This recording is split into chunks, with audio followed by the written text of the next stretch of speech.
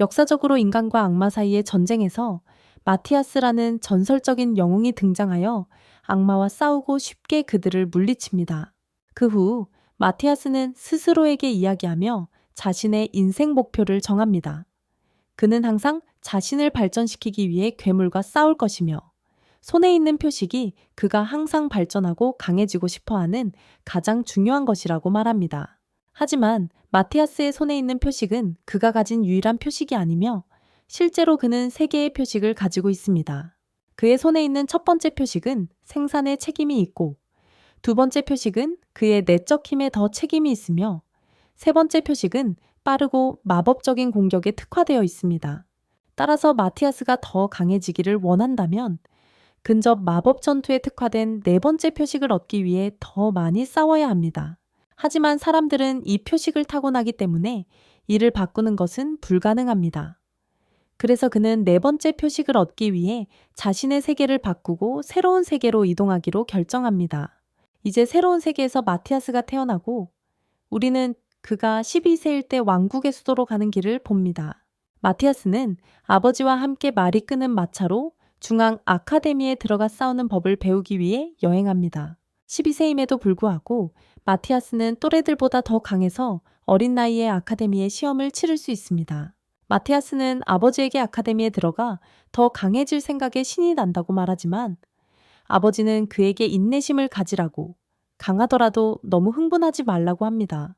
마티아스는 왕실 수도에 대해 아버지와 이야기하고 있는데 갑자기 그는 아버지에게 근처에 거대한 괴물이 있다고 말합니다.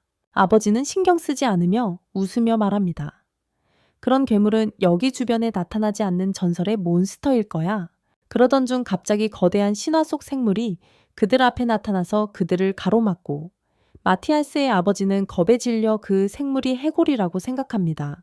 마티아스는 검으로 공격하여 쉽게 처치합니다. 그 후 마차에 다시 올라타며 아버지에게 계속하자고 말하는데 마티아스는 자신의 몸 크기를 2배로 늘릴 수 있고 거대한 몬스터를 공격하고 쉽게 처리할 수 있는 능력을 가지고 있기 때문입니다. 그는 왕실 수도에 도착하고 자신이 자란 도시와는 매우 다르다는 것을 깨닫습니다. 새로운 건물들을 바라보며 거리를 걷던 그는 어떤 건물에서 소녀가 누군가에게 소리치는 것을 듣게 되는데 그녀는 동료의 검이 부러졌으니 새 검을 만들어 달라고 부탁합니다. 마티아스는 그 집에 들어가서 대장장이의 작업장임을 깨닫고 대장장이가 소녀에게 침착하라고 말하며 목소리를 높이지 말라고 하고 그녀가 원하는 것을 만들어주겠다고 합니다. 그녀는 사과하며 친구가 거대한 몬스터로부터 그녀를 지키던 중 검이 부러졌다고 말합니다. 대장장이가 말하길 내 동료의 마법 검은 만들 수 없지만 강한 검은 마법 없이도 만들 수 있어. 마티아스는 대장장이가 매우 강력한 검을 만들지만 그 검들 중 어느 것도 마법의 힘을 가지고 있지 않다는 것을 깨닫는다. 소녀는 비명을 지르며 대장장이에게 행동해야 한다고 말하고 특히 그녀의 동료가 다음날 아카데미 시험을 볼 예정이니 새로운 마법의 검을 만들어야 한다고 한다. 하지만 대장장은 자신의 의견을 고수하며 마법의 검을 만들어줄 다른 곳으로 가면 된다고 말한다. 소녀는 긴장하며 일반 검은 너무 무겁고 쉽게 다룰 수 없다고 말한다. 갑자기 마티아스의 목소리가 들리며 그들이 원하는 마법의 검을 만들기 위해 자신의 마법을 사용하겠다고 제안한다. 대장장은 그녀 앞에서 자랑하고 싶다는 것은 이해하지만 할 수 없는 일을 할 수 있다고 말해서는 안 된다고 말한다. 마티아스는 자신이 가진 네 번째 마크가 아직 약하지만 그 마법을 사용해 그들이 원하는 마법을 할 수 있다고 말한다. 그리고 대장장이가 무슨 말을 하기 전에 소녀가 그를 끊고 마법의 돌을 주며 그에게 강력한 검을 사서 마티아스를 믿고 그의 마법을 시도하게 하기로 결정한다. 소녀는 마티아스에게 자신을 소개하며 자신의 이름은 알마라부시라고 말하고 아버지가 강제로 결혼시키려는 사람과 결혼하고 싶지 않아 집을 떠났다고 한다. 그는 자신을 소개하며 내 이름은 마티아스 헬드지만 마테라고 불러도 된다고 말한다. 알마의 친구 루리가 도착해서 묻는다. 대장장이에게서 뭐 했어? 알마는 그녀를 마티아스에게 소개하고 그가 마법검을 만들어줄 거라고 말한다. 마티아스는 검을 대장장이에게서 받아서 마법 돌을 넣고 체력 주문으로 강철 절단기를 시전한 뒤 1초 만에 마법 검으로 만든다. 그는 검을 루리에게 건네며 말한다. 이제 한번 써봐. 루리가 검을 테이블 쪽으로 가져가자 아무 힘도 들이지 않고 반으로 쪼개진다. 모두가 검을 강력하게 만드는 마법의 수준과 마티아스가 그것을 얼마나 빨리 해냈는지에 놀란다. 그는 그것이 별것 아니었고 평범한 마법일 뿐이라고 말한다. 다음 날 학생들이 입학 허가를 받는지 결정하는 실기 시험이 시작된다. 이 시험은 학생들의 검술과 마법 능력을 평가한다.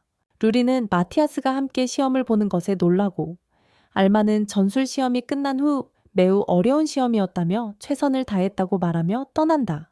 루리가 강사와 펜싱 시험을 시작하는데 강사는 그녀의 펜싱에 허점이 있다는 것을 알아챈다. 그래서 그는 그녀에게 공격하며 그녀의 능력은 강하지만 허점을 메워야 한다고 말한다. 그리고 다시 공격하기 전에 자신의 검을 보는데 부러져 있는 것을 발견한다. 그는 루리가 검을 그의 머리에 겨누고 항복해라고 말하는 것을 보고 놀란다. 강사는 그녀에게 검에 대해 묻고 그녀는 마티아스가 마법을 걸었다고 말한다.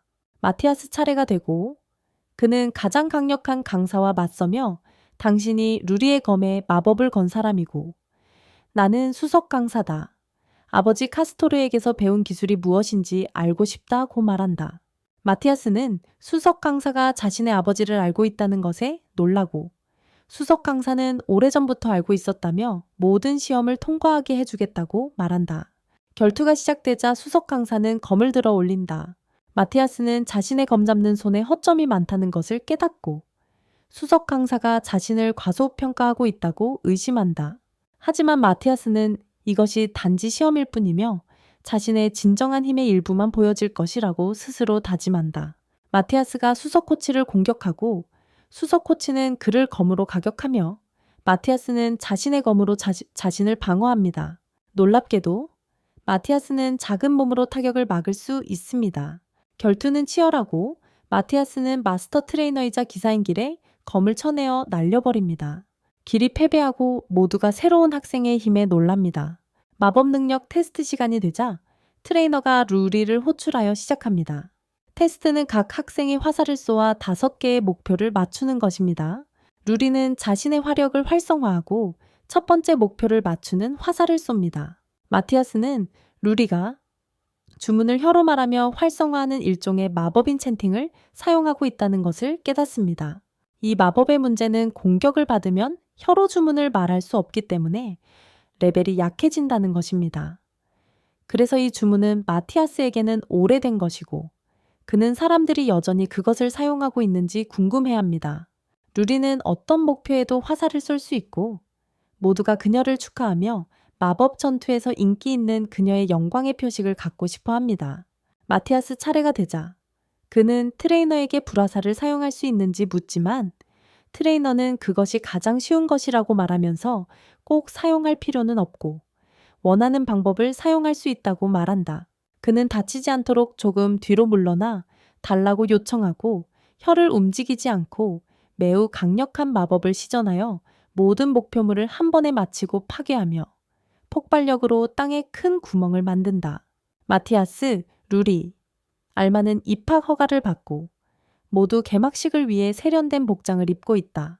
학생들은 교장 선생님의 연설을 들으려고 정돈된 줄을 서서 기다린다. 교장 선생님은 자신을 소개하며 이름이 에드워드라고 말하고 말을 많이 하는 것을 싫어해서 첫 번째 아카데미와 두 번째 아카데미는 다르다고만 말할 것이라고 한다. 그리고 두 번째 아카데미에 가고 싶다면 가족의 소득 수준과 상관없이 뛰어난 실력을 갖춰야 하며 그는 무대에서 내려온다. 그가 내려오면서 학생들 가운데서 마티아스에게 다가와 말한다. 끝나면 사무실로 와. 파티가 끝난 후 마티아스는 시험 구역을 파괴한 것 때문에 첫날부터 퇴학당할까봐 두려워하며 혼잣말로 교장실로 간다. 복구 마법으로 고쳤지만 교장이 그를 퇴학시킬까 걱정한다. 문을 두드리기 전에 그는 교장이 뒤에 서 있는 것을 보고 말한다. 들어오세요.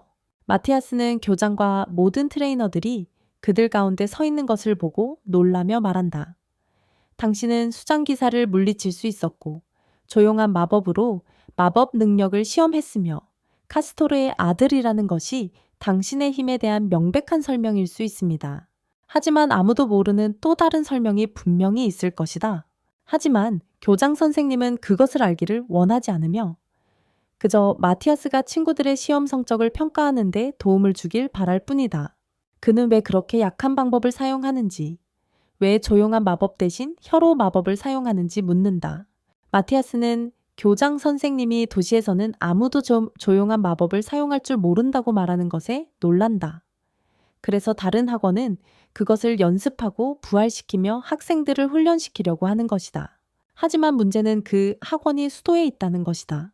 부유한 이들은 첫 번째 학원의 교육 방식을 지지하기 때문에 어쩔 수 없이 그들이 가르치는 방식을 따를 수밖에 없다. 마티아스가 강색에서 교재를 가져가자 그것이 모두 구식임을 깨닫는다. 교장 선생님은 그에게 다음 대회에 그들과 함께 참가해서 조용한 마법 주문을 사용하길 원하며 이를 통해 왕과 부유한 사람들을 설득해 조용한 마법을 사용하게 하려고 한다고 설명한다. 교장 선생님은 그에게 조용한 마법을 사용하는 법을 가르쳐 달라고 부탁한다. 수업이 시작되고 학생들은 강사가 바로 마티아스라는 사실에 놀라며 강사는 그에게 조용한 마법 시범을 보여달라고 요청한다. 그는 공중으로 날아올라 손에서 불을 쏘아 모든 표적을 마치지만 나팔을 불지 않는다. 하지만 코치는 조용한 마법을 사용하는 사람이 마티아스가 아니라고 말하며 옆 코치에게 신호를 보낸다. 그는 검으로 불을 쏘지만 불은 한 개의 표적에만 맞는다. 트레이너는 마티아스와 함께 하루 동안 조용한 마법을 훈련했지만 지금의 수준에 도달했다고 말한다. 수업이 시작되고 학생들은 모두 조용한 마법을 시도하며 알마는 한 번이라도 사용할 수 있어서 매우 기뻐하며 마티아스에게 알려주러 간다. 마티아스는 로리의 수준을 확인하러 가서 그녀의 마력은 사라진 것을 발견한다. 그리고 로리는 마티아스가 손을 잡는 것만으로 누구에게든 마력을 전달할 수 있는 능력이 있다는 것을 깨닫는다. 한 달 후, 마티아스는 학생들에게 조용한 마법을 가르칠 수 있게 되고 대회 당일 학교 전체가 큰 광장에 모여 학생들의 경기를 지켜본다. 로리는 대회에서 마법 선택자 중 한 명을 뽑지 않은 것이 아쉽다고 생각한다. 마티아스는 그들이 누구인지 묻고 그들이 제1학원의 강력한 지도자들임을 알게 된다. 다른 학원이 승리를 눈앞에 두고 있을 때마다 그들의 리더 중 한 명이 공격해서 지게 만듭니다. 마티아스 손에 있던 표시기가 빛나며 그녀에게 그들 중 한 명이 실제로 존재하며 마티아스보다 10배 강하다고 말합니다. 그녀는 만약 그가 너보다 10배 강하다면 그는 악마의 힘을 가진 것이라고 말합니다. 마티아스가 그들에게 악마가 그들의 세계에서 적이냐고 묻자 그들은 악마는 인간의 적이며 강력한 힘을 가지고 있다고 설명합니다. 그 정도로 만약 왕국 전체의 마법이 결합된다 해도 한 마리의 악마도 제거하지 못할 것이라고 합니다.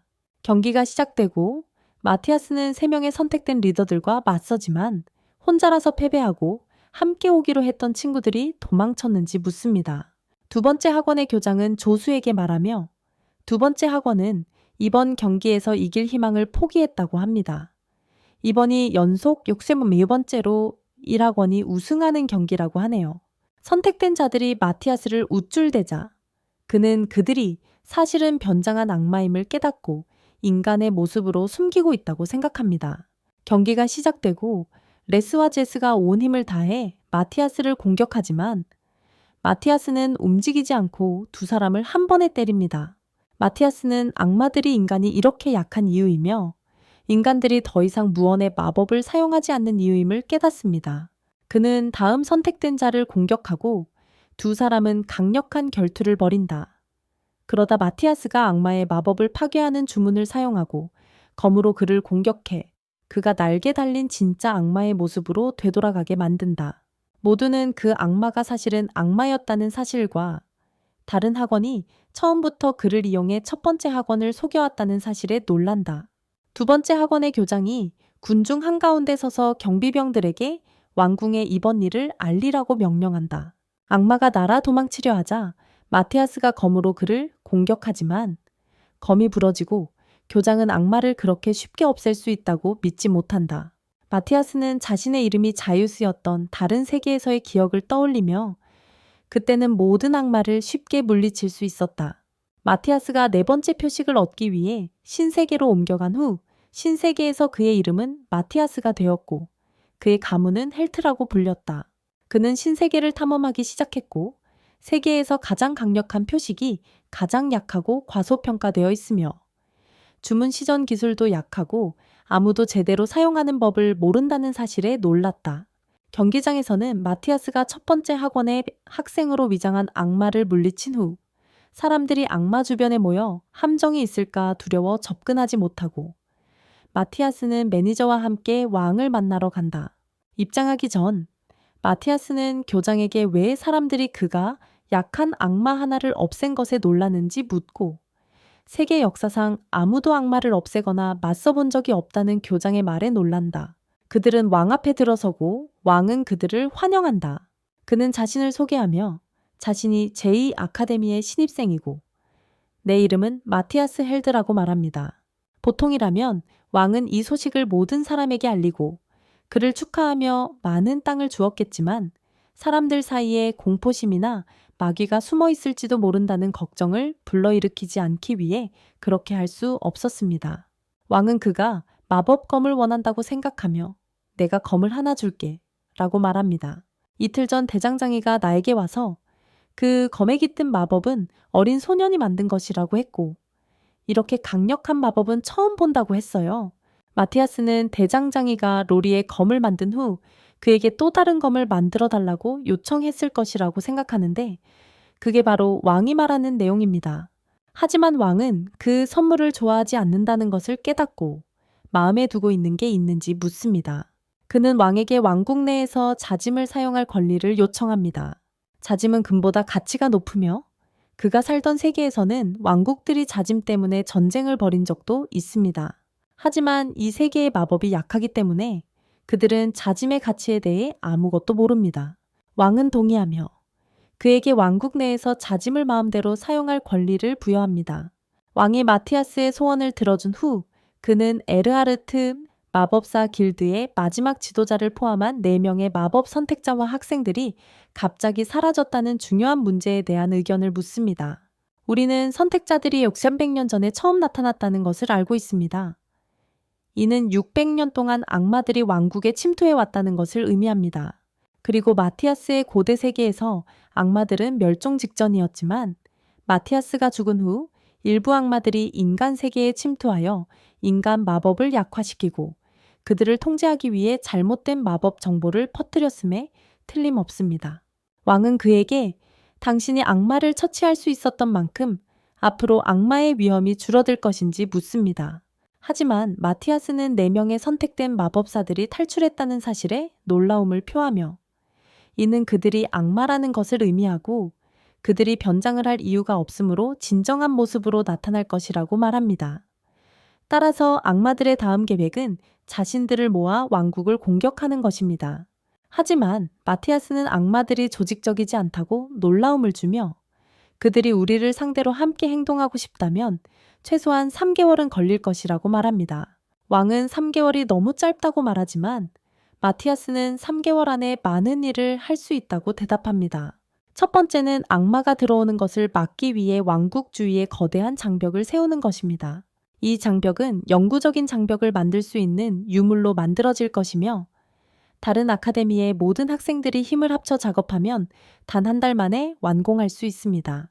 그동안 마티아스는 그들이 침묵의 마법 연구를 계속할 것을 제안하지만 왕은 그들이 스스로 악마에 맞설 수 있을지 확신하지 못합니다. 마티아스가 혼자서 악마를 물리칠 수 있었기 때문에 왕은 그를 악마의 공격을 저지할 전투의 리더로 임명합니다. 그는 도구 창고로 내려가 왕에게 필요한 도구를 가져가도 되는지 허락을 받습니다. 그는 장벽을 세우기 위해 필요한 마법의 돌을 찾고 만약 찾지 못하면 대신 데마스를 사용해야 합니다. 마티아스는 강력한 검을 발견하고 경비원이 그것이 오래된 폐허에서 발견된 것이라고 말합니다. 하지만 불행히도 아무도 그것을 사용하는 방법을 모릅니다. 마티아스는 그 검을 잡고 자신이 이전 세계에서 직접 만든 검임을 깨닫습니다. 그 검은 유레카보다 더 단단한 재료로 만들어졌으며 장벽을 강하게 만들기에 적합한 재료입니다. 그는 또한 자신의 경험치를 증폭시킬 수 있는 체인을 가져갔습니다. 다음 날 마티아스는 아카데미로 돌아가 조용한 마법에서 향상된 동급생들의 성과에 만족합니다.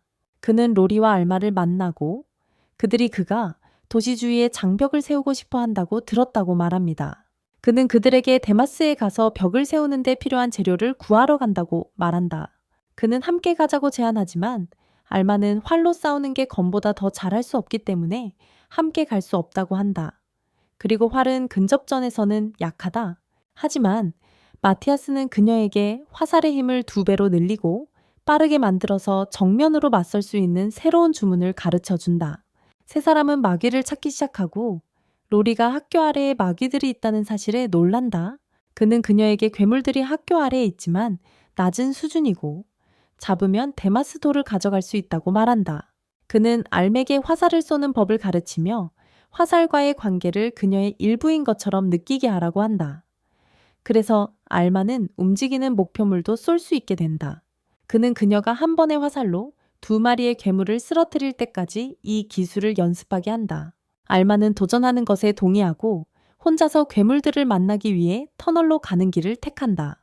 마티아스는 그녀를 부르며 괴물을 제거한 후에 찾은 돌들은 반드시 모아야 한다고 말한다. 마티아스는 로리와 함께 다른 길로 가서 검수를 가르친다. 도로 한가운데에서 그는 장벽을 파괴하는 간단한 마법을 시전하고 떨어진 벽돌을 집어들며 그녀에게 말한다. 이것은 원시 데마스 금속이고 우리는 무기를 만들기 위해 부셔야 한다고. 로리는 데마스는 파괴될 수 없다고 생각하지만 마티아스는 그것이 여러 가지 용도로 사용될 수 있다는 사실로 그녀를 놀라게 한다. 그래서 그들은 대부분을 가져가서 무기를 만들어야 한다. 이를 위해 그들은 원시 마법의 힘을 사용해 금속을 회전시키고 물 마법으로 다시 결정으로 변환하며 산산조각 내는 마법으로 결정을 가루로 만들고 자석 마법으로 사용 가능한 데마스의 부분을 모은다. 로리는 마법을 시전할 수 있고 데마스를 추출하는 첫 시도에 성공하며 마티아스는 그녀에게 그것으로 무기를 만드는 방법을 가르친다. 알마는 투기의 화살로 3마리의 괴물을 맞추고 그들과 다시 만나지만 로리가 검의 마법을 걸어 괴물을 베어 파괴한 것을 발견한다. 셋은 괴물을 물리치기 위해 길을 나서고 마티아스의 목걸이는 그들의 힘을 증가시켜 그들 앞에 서 있는 어떤 괴물도 물리칠 수 있게 해준다. 하지만 10층에서 그들은 그들 앞에 서 있는 거대한 개에 놀라게 되고 마티아스는 경고한다. 마티아스는 개를 도와주기 위해 개입하려고 생각하지만 알마는 서로 다른 방향에서 괴물에게 2개의 화살을 쏘고 로리는 알마가 공격할 기회를 주기 위해 괴물을 주에 분산시키며 그들은 팀으로 협력한다. 마티아스는 그들이 싸울 다른 괴물을 찾는데 시간이 걸릴 것이라고 말하며 새로운 괴물이 나타날 때까지 머무를 수 있는 캠프를 차려야 한다고 한다. 그는 그들에게 캠프를 만드는 방법을 가르치고 그 방법은 마법의 돌을 자신의 마법력과 융합하여 그들을 괴물로부터 보호하는 캠프로 만드는 것이다. 하지만 마티아스는 그들을 캠프에 남겨두고 다음 층으로 나아가 장벽을 만드는 데 도움이 될 아다만타이트를 찾는다. 알마는 마티아스가 25층으로 내려간다는 것에 놀라서 그들이 지금까지 간 가장 깊은 층은 23층이며 그 층에 도달한 유일한 사람들은 마법사 가이우스의 보호를 받는 전설적인 30명의 그룹이었다고 말한다. 마티아스는 그 층의 먼 곳까지 내려가 강력한 보스들에 도달할 수 있으며 그들은 항상 터널에 들어오는 사람들을 처치한다. 하지만 마티아스는 자신 앞에 있는 모든 괴물들을 처치할 수 있으며 가장 큰 괴물인 뱀 같은 생물에 도달할 때까지 계속 나아간다. 그 뱀은 엄청난 힘으로 그를 공격하고 그 독은 땅에 닿을 때마다 흔들리게 하며 시간이 지남에 따라 그 연기로 공기를 오염시킨다. 하지만 이것은 마티아스가 신세계에서 4번째 표식을 받은 이후 처음으로 맞닥뜨리는 진정한 도전이 될 것이다. 마티아스는 뱀에게 강력한 일격을 가하는데 이는 뱀이 마티아스를 진지한 상대이자 진짜 위협으로 인식하게 만들기에 충분하다. 마티아스가 뱀을 가격하지만 그 공격은 뱀에게 영향을 미치지 않는다. 그래서 그는 마법의 돌을 부수어 공중에 마법의 힘을 증가시키는 장막을 만들고 자신의 검에 모든 힘을 모은다. 한 방에 그는 뱀을 공격하고 그것을 파괴하며 도시 전체에 지진을 일으킨다. 그때 에르하르트의 친구가 그에게 지진을 느끼냐고 묻는다. 하지만 에르하르트는 당연히 그렇지 않다고 말하며 어떤 인간도 지진을 일으킬 만큼 강하지 않다고 한다. 마티아스는 괴물을 처치하고 알마와 루리에게 돌아가 큰 괴물을 처치하고 금고를 채웠다고 말한다. 그들은 뱀의 크기를 깨닫지 못해. 그것을 보고 비명을 지르며 마티아스가 혼자서 어떻게 처치했는지 이해하지 못한다. 그들은 모험가 길드에서 터널에서 얻은 전리품을 팔고 나서 모두가 자신들을 쳐다보고 있다는 것을 깨닫는다. 루리가 직원에게 왜 그러냐고 묻자 그녀는 새로운 아카데미의 학생들 대부분이 이제 괴물 사냥꾼이며 첫 번째 학생들보다 훨씬 더 발전했다고 말한다. 그래서 그들은 모두에게 매우 매력적으로 보이며 특히 중학생들에게 인기가 많아졌다. 물론 이는 마티아스가 제공하는 훈련 덕분으로 학생들의 수준과 힘을 항상 증가시킨다. 직원이 묻는다. 어떻게 도와드릴까요? 알마가 말하길 우리는 판매할 데미스 도구가 있다고 하니 직원에게는 이상하게 느껴진다. 왜냐하면 데미스는 왕의 명령과 매우 강력한 권력이 없는 한 많은 사람들이 얻을 수 없기 때문이다. 직원에게 더 이상한 것은 실패의 징표를 가진 마티아스가 데미스를 얻고 판매할 수 있다는 것이다. 갑자기 그는 마법의 포털을 열고 거대한 뱀을 꺼내며 직원에게 이 뱀의 가치는 얼마냐고 묻는다.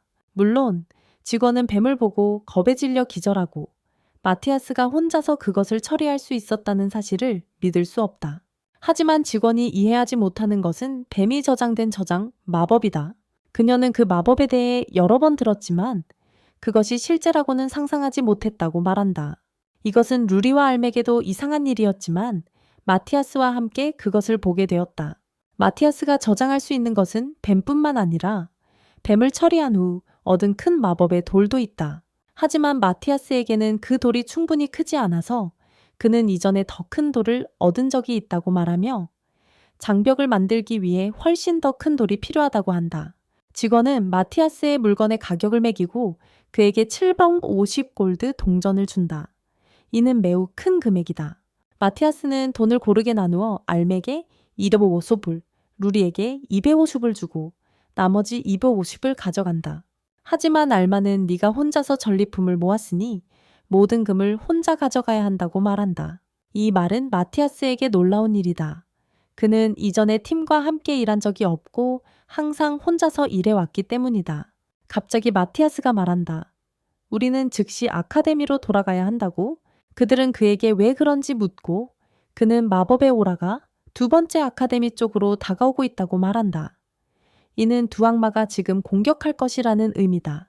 우리는 악마 아스리엘과 그의 동료가 악마의 죽음을 복수하기 위해 아카데미로 향하는 모습을 본다. 하지만 그들은 인간을 과소평가하고 마티아스를 쉽게 처치할 수 있을 것처럼 행동하며 아카데미에 들어간다.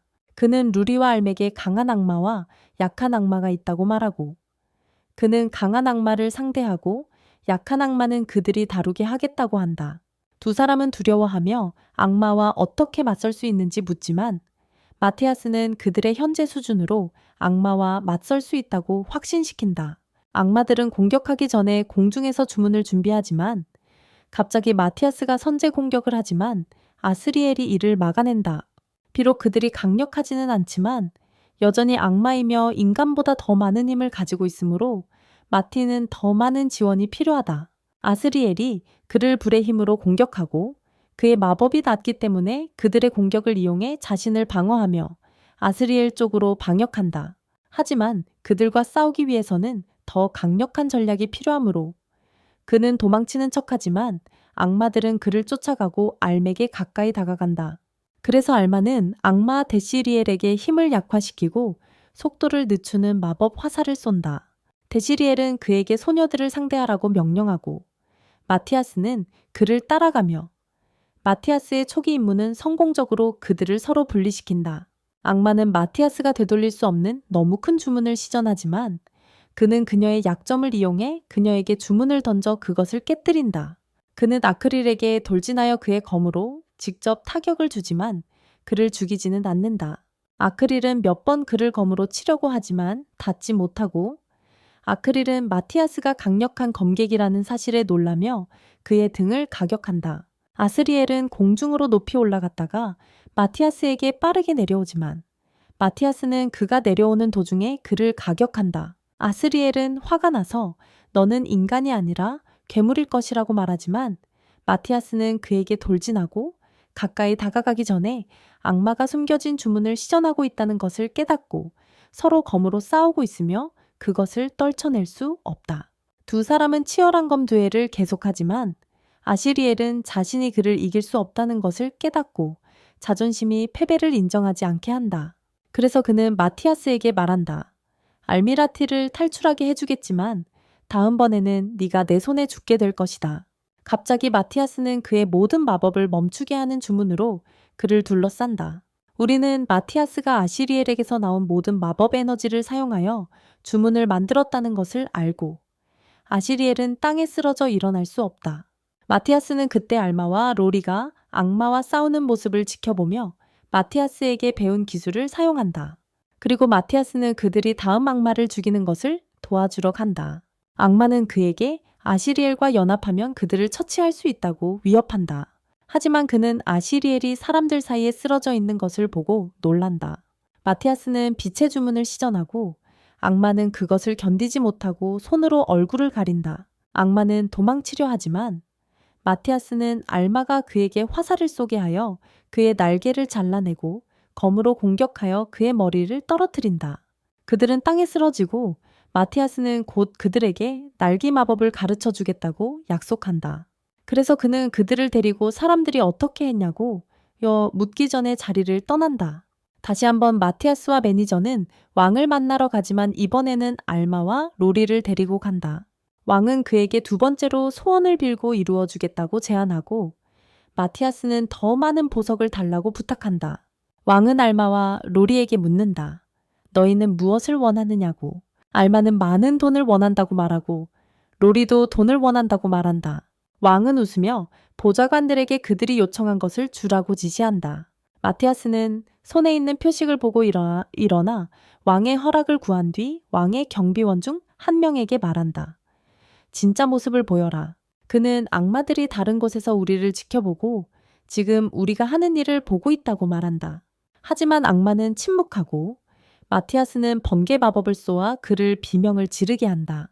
그는 왕의 목소리를 알아들을 수 있는지 묻고 왕은 그것이 마법사 길드의 리더인 에르하트의 목소리라고 말한다.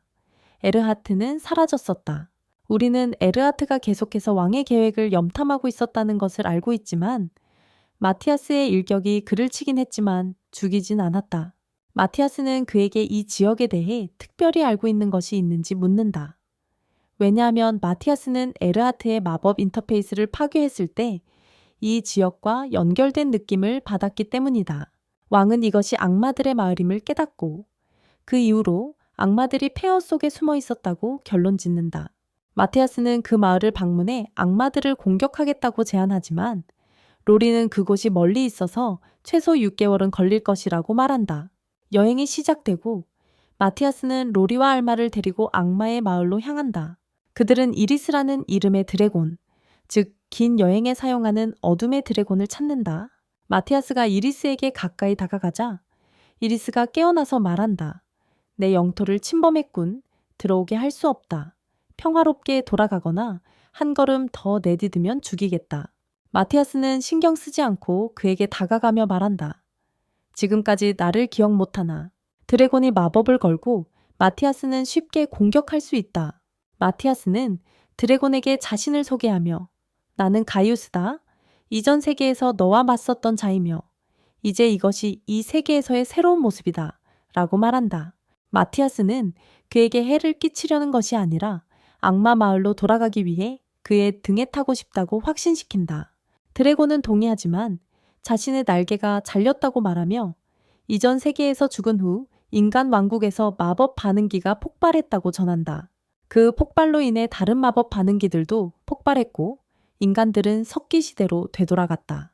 하지만 마티아스는 네 번째 마크를 사용하여 드래곤의 날개를 수리하고 너는 다시 예전처럼 날 수 있다. 고 말한다.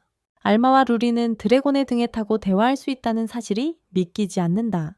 루리는 알맥의 전설에서 들었던 것들, 특히 현자 가이우스와 현자 루더에 대해 이야기하며 가이우스가 마티아스이고 루더가 그의 친구라는 사실을 모른다. 마티아스는 드래곤에게 시속 500km로 날아가라고 명령하며 날개가 잘리지 않도록 그 속도를 넘지 말라고 한다. 마티아스는 악마 마을에 도착하고 감시탑을 지키고 있는 악마는 마티아스가 자신에게 날아오는 모습을 보고 놀라며 반으로 쪼개진다. 그는 마을에서 느꼈던 것과 같은 마법 신호가 궁전에서 느꼈던 것과 같다는 것을 감지한다. 그는 마을에 2명의 악마가 있다는 것을 깨닫는다. 하나는 탈출한 마법사 길드의 리더 에르하르트이고 그를 물리칠 수 있다. 다른 하나는 아처보다 더 강력한 악마지만 마티아스는 모든 힘을 되찾아 그와 싸울 수 있다. 갑자기 그는 알마와 루리가 비명을 지르는 소리를 듣고 아이리스가 자신 근처로 내려오는 것을 보고 놀란다. 그리고 애쉬가 내려오자 그녀는 오랫동안 날지 않아서 착륙하는 방법을 잊었다고 사과한다. 그는 알마와 루리를 확인하고 그들이 멍한 상태로 일어설 수 없지만 부상당하지는 않았음을 알게 된다. 그는 그들에게 계획을 설명하고 서로 소리 없이 대화할 수 있게 해주는 텔레파시 마법을 시전한다. 이는 전투에 도움이 되고 적에게 그들의 계획을 알리지 않게 할 것이다. 마티아스는 그들에게 마법을 시전할 수 있는 주문을 주고 루리에게 그것을 유지하라고 부탁한다. 그들이 궁전에 도착했을 때 그곳이 비어있는 것을 보고 놀라지만 마티아스는 악마들이 보이지 않게 하는 마법을 활성화시켜 아무도 그들을 볼 수 없다고 알린다. 루리는 마티아스에게서 받은 주문을 사용하여 방 구석에 있는 악마를 볼 수 있지만 다른 악마는 보이지 않는다. 마티아스는 그의 투명 마법을 멈추는 주문을 시전하고 악마가 나타나자 알마는 그것을 향해 화살을 겨눈다. 그들은 악마가 움직이지 않는 것을 알아차리고 그것이 자신들이 보고 있다는 것을 거의 모르는 것 같다고 의심한다. 루리는 그에게 화살을 쏘고 악마는 처음에 피하지만 화살은 그의 머리 뒤쪽을 돌아 그의 뇌 주마리거 중앙으로 들어간다. 악마가 강력한 은폐 마법을 사용하고 있었지만 마티아스의 힘이 드러났고 악마는 믿을 수 없었다. 악마는 웃으며 말한다. 너는 진짜 마티아스가 아닐 거야. 진짜 마티아스는 성에 있고 하루 만에 마을에 올 수 없으니까 그가 공격하자 마티아스는 검으로 맞서고 알맥에 화살로 그를 쏘라고 명령한다. 악마는 화살이 자신에게 전혀 효과가 없자 그들을 비웃고 마티아스를 치려하지만 마티아스는 너무 빨라서 닿지 못한다. 그리고 마티아스는 방역하지 않는다. 갑자기 악마는 화살 속 마법 때문에 몸이 약해지고 움직일 수 없게 된다. 악마는 지지 않으려 버티며 여전히 이것이 진짜 마티아스가 아니라고 생각한다.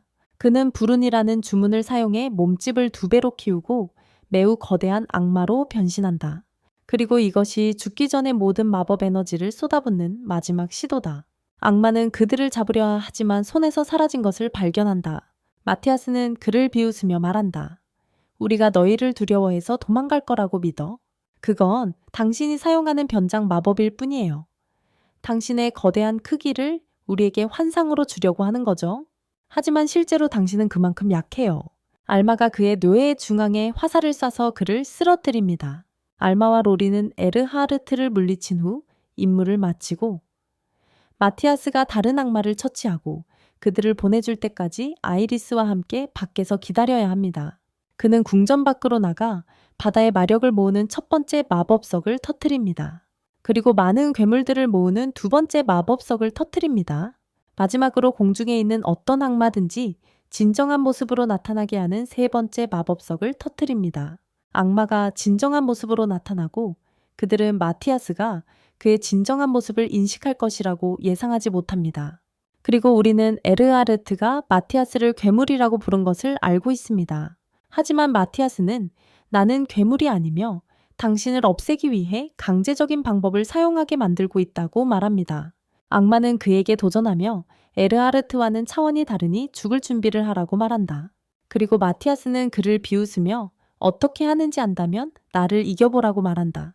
악마는 마티아스에게 공격을 시작하고 마티아스는 자신의 맥박을 느끼며 싸움을 끝내기 위해 그의 힘의 수준을 파악하기 위해 모든 공격을 받아낸다. 갑자기 악마는 그의 팔을 잘라내는 마법으로 그를 가격하고 몇 년 전의 자신감은 어디에 있냐고 묻는다. 악마가 그에게 다가와서 죽을 방법을 선택하라고 말한다. 갑자기 그는 전투에 들어가기 전에 치유 마법을 사용했음을 알게 된다. 그리고 상처를 통해 악마의 힘을 완전히 분석할 수 있었다. 이제 그는 그를 공격할 수 있는 모든 약점을 알고 있다. 악마가 마티아스를 다시 다치게 하려는 모든 시도에도 불구하고 그는 그를 만지거나 몸의 어떤 부분도 긁을 수 없다. 그는 웃으며 말한다. 내가 내 마음대로 너의 손을 잘리게 했지만 너는 죽음에 항복할 수밖에 없다. 악마는 그가 에르하르트에게 사용한 것과 같은 독을 사용했을 것이라고 의심한다. 그는 에르하르트가 사용한 불행의 주문과 유사하지만 더 정교한 하이퍼 마법진을 활성화한다. 그래서 그는 에르하르트처럼 쉽게 그를 죽일 수 없다. 하지만 마티아스는 악마의 주문을 무효화하는 주문을 사용한다. 그리고 그는 그렇게 거대해진 후 정상 크기로 돌아온다. 그 누구도 그 주문을 취소할 수 없었던 만큼 악마는 놀란다. 그는 마티아스가 자신을 볼 수 없도록 안개로 변하는 주문을 사용하기로 결정한다. 비록 그 주문은 악마만 사용할 수 있지만 마티아스는 그것을 대응책으로 사용할 수 있다. 그는 팔을 잘리게 했을 때 악마의 모든 주문을 알고 있었기 때문이다. 악마는 마티아스에게 열린 책과 같다. 그리고 마티아스가 그에게 걸었던 주문이 악마가 독이라고 생각했던 것이 작용하기 시작한다. 그 주문은 그의 힘을 줄이고 마법을 제어하게 만든다. 그 주문은 그의 마법이 점점 강해지고 증폭되어 폭발하여 그를 파괴할 때까지 계속된다. 그는 네 번째 마법석을 폭파시키는데 이로 인해 바다속 마법의 힘이 증가한다. 이것이 바로 악마의 생명을 끝내고 그를 폭발시키며 땅에 큰 구멍을 만드는 치명적인 일격이다. 구멍 가운데에는 용맥 기둥이 나타난다. 그것은 강력한 마법진이 흐르고 있다. 마티아스는 그 기둥을 땅에 꽂아 마법의 힘을 이용하여 그 기둥을 활용한다.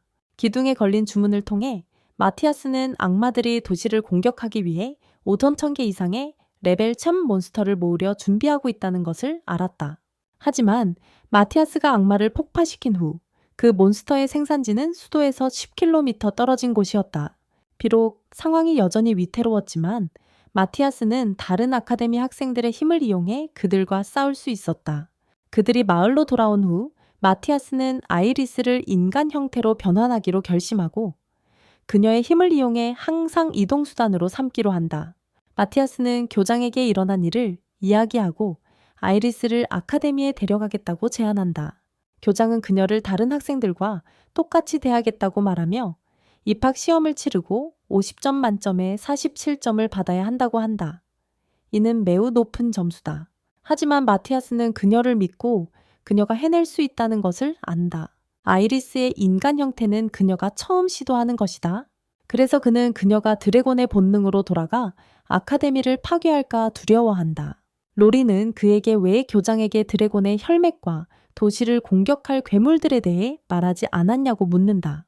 그는 아이리스가 첫 시험을 마쳐야 도시에서 불필요하게 패닉에 빠지지 않기 때문이라고 답한다.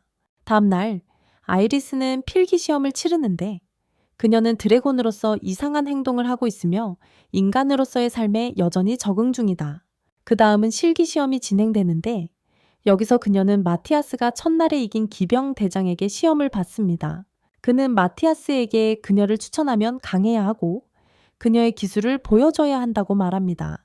하지만 길이 그녀를 공격하고 검이 그녀의 손에서 날아갑니다. 그녀는 그에게 등을 돌리고 검을 가지러 가는데 이는 전투에서 누구도 해서는 안 될 실수입니다. 그래서 그는 그녀를 쓰러뜨리기 위해 공격합니다. 하지만 아이리스는 말합니다. 제가 검을 가져올게요. 그리고 그녀는 검을 잡지 않고 두 손으로 그의 검을 잡습니다. 아이리스는 말합니다. 제가 검을 가져가게 해주세요. 그리고 그녀는 아무런 어려움 없이 손으로 검을 잡고 마티아스에게 그를 쓰러뜨리기 위해 검을 사용해야 하는지 아니면 검 없이 그냥 때려도 되는지 묻습니다. 아이리스는 검을 던지고 검은 공중을 가로질러 날아가 탑에 부딪힙니다. 그녀의 검이 휘어지고 매니저는 그녀의 힘에 놀라며 그녀가 평범한 소녀라고 믿지 못합니다. 다음 시험은 양궁입니다. 아이리스는 목표물이 작다는 것을 깨닫고 마법을 활성화하여 교장인 마티아스와 로리, 알맥에 방역합니다. 하지만 마티아스가 그들을 따라잡고 마법이 폭발하기 전에 보호 마법을 시전합니다. 그녀는 다시 운을 시험해보지만 이번에는 공중에서 더 큰 폭발을 일으킵니다. 그래서 그녀는 마티아스의 마법을 사용하기로 결심하고 마법을 던져서 전체 장소를 날려버립니다. 그녀는 보스에게 돌아가서 모든 목표를 맞출 수 있었지만 실수로 장소를 날려버렸다고 말합니다.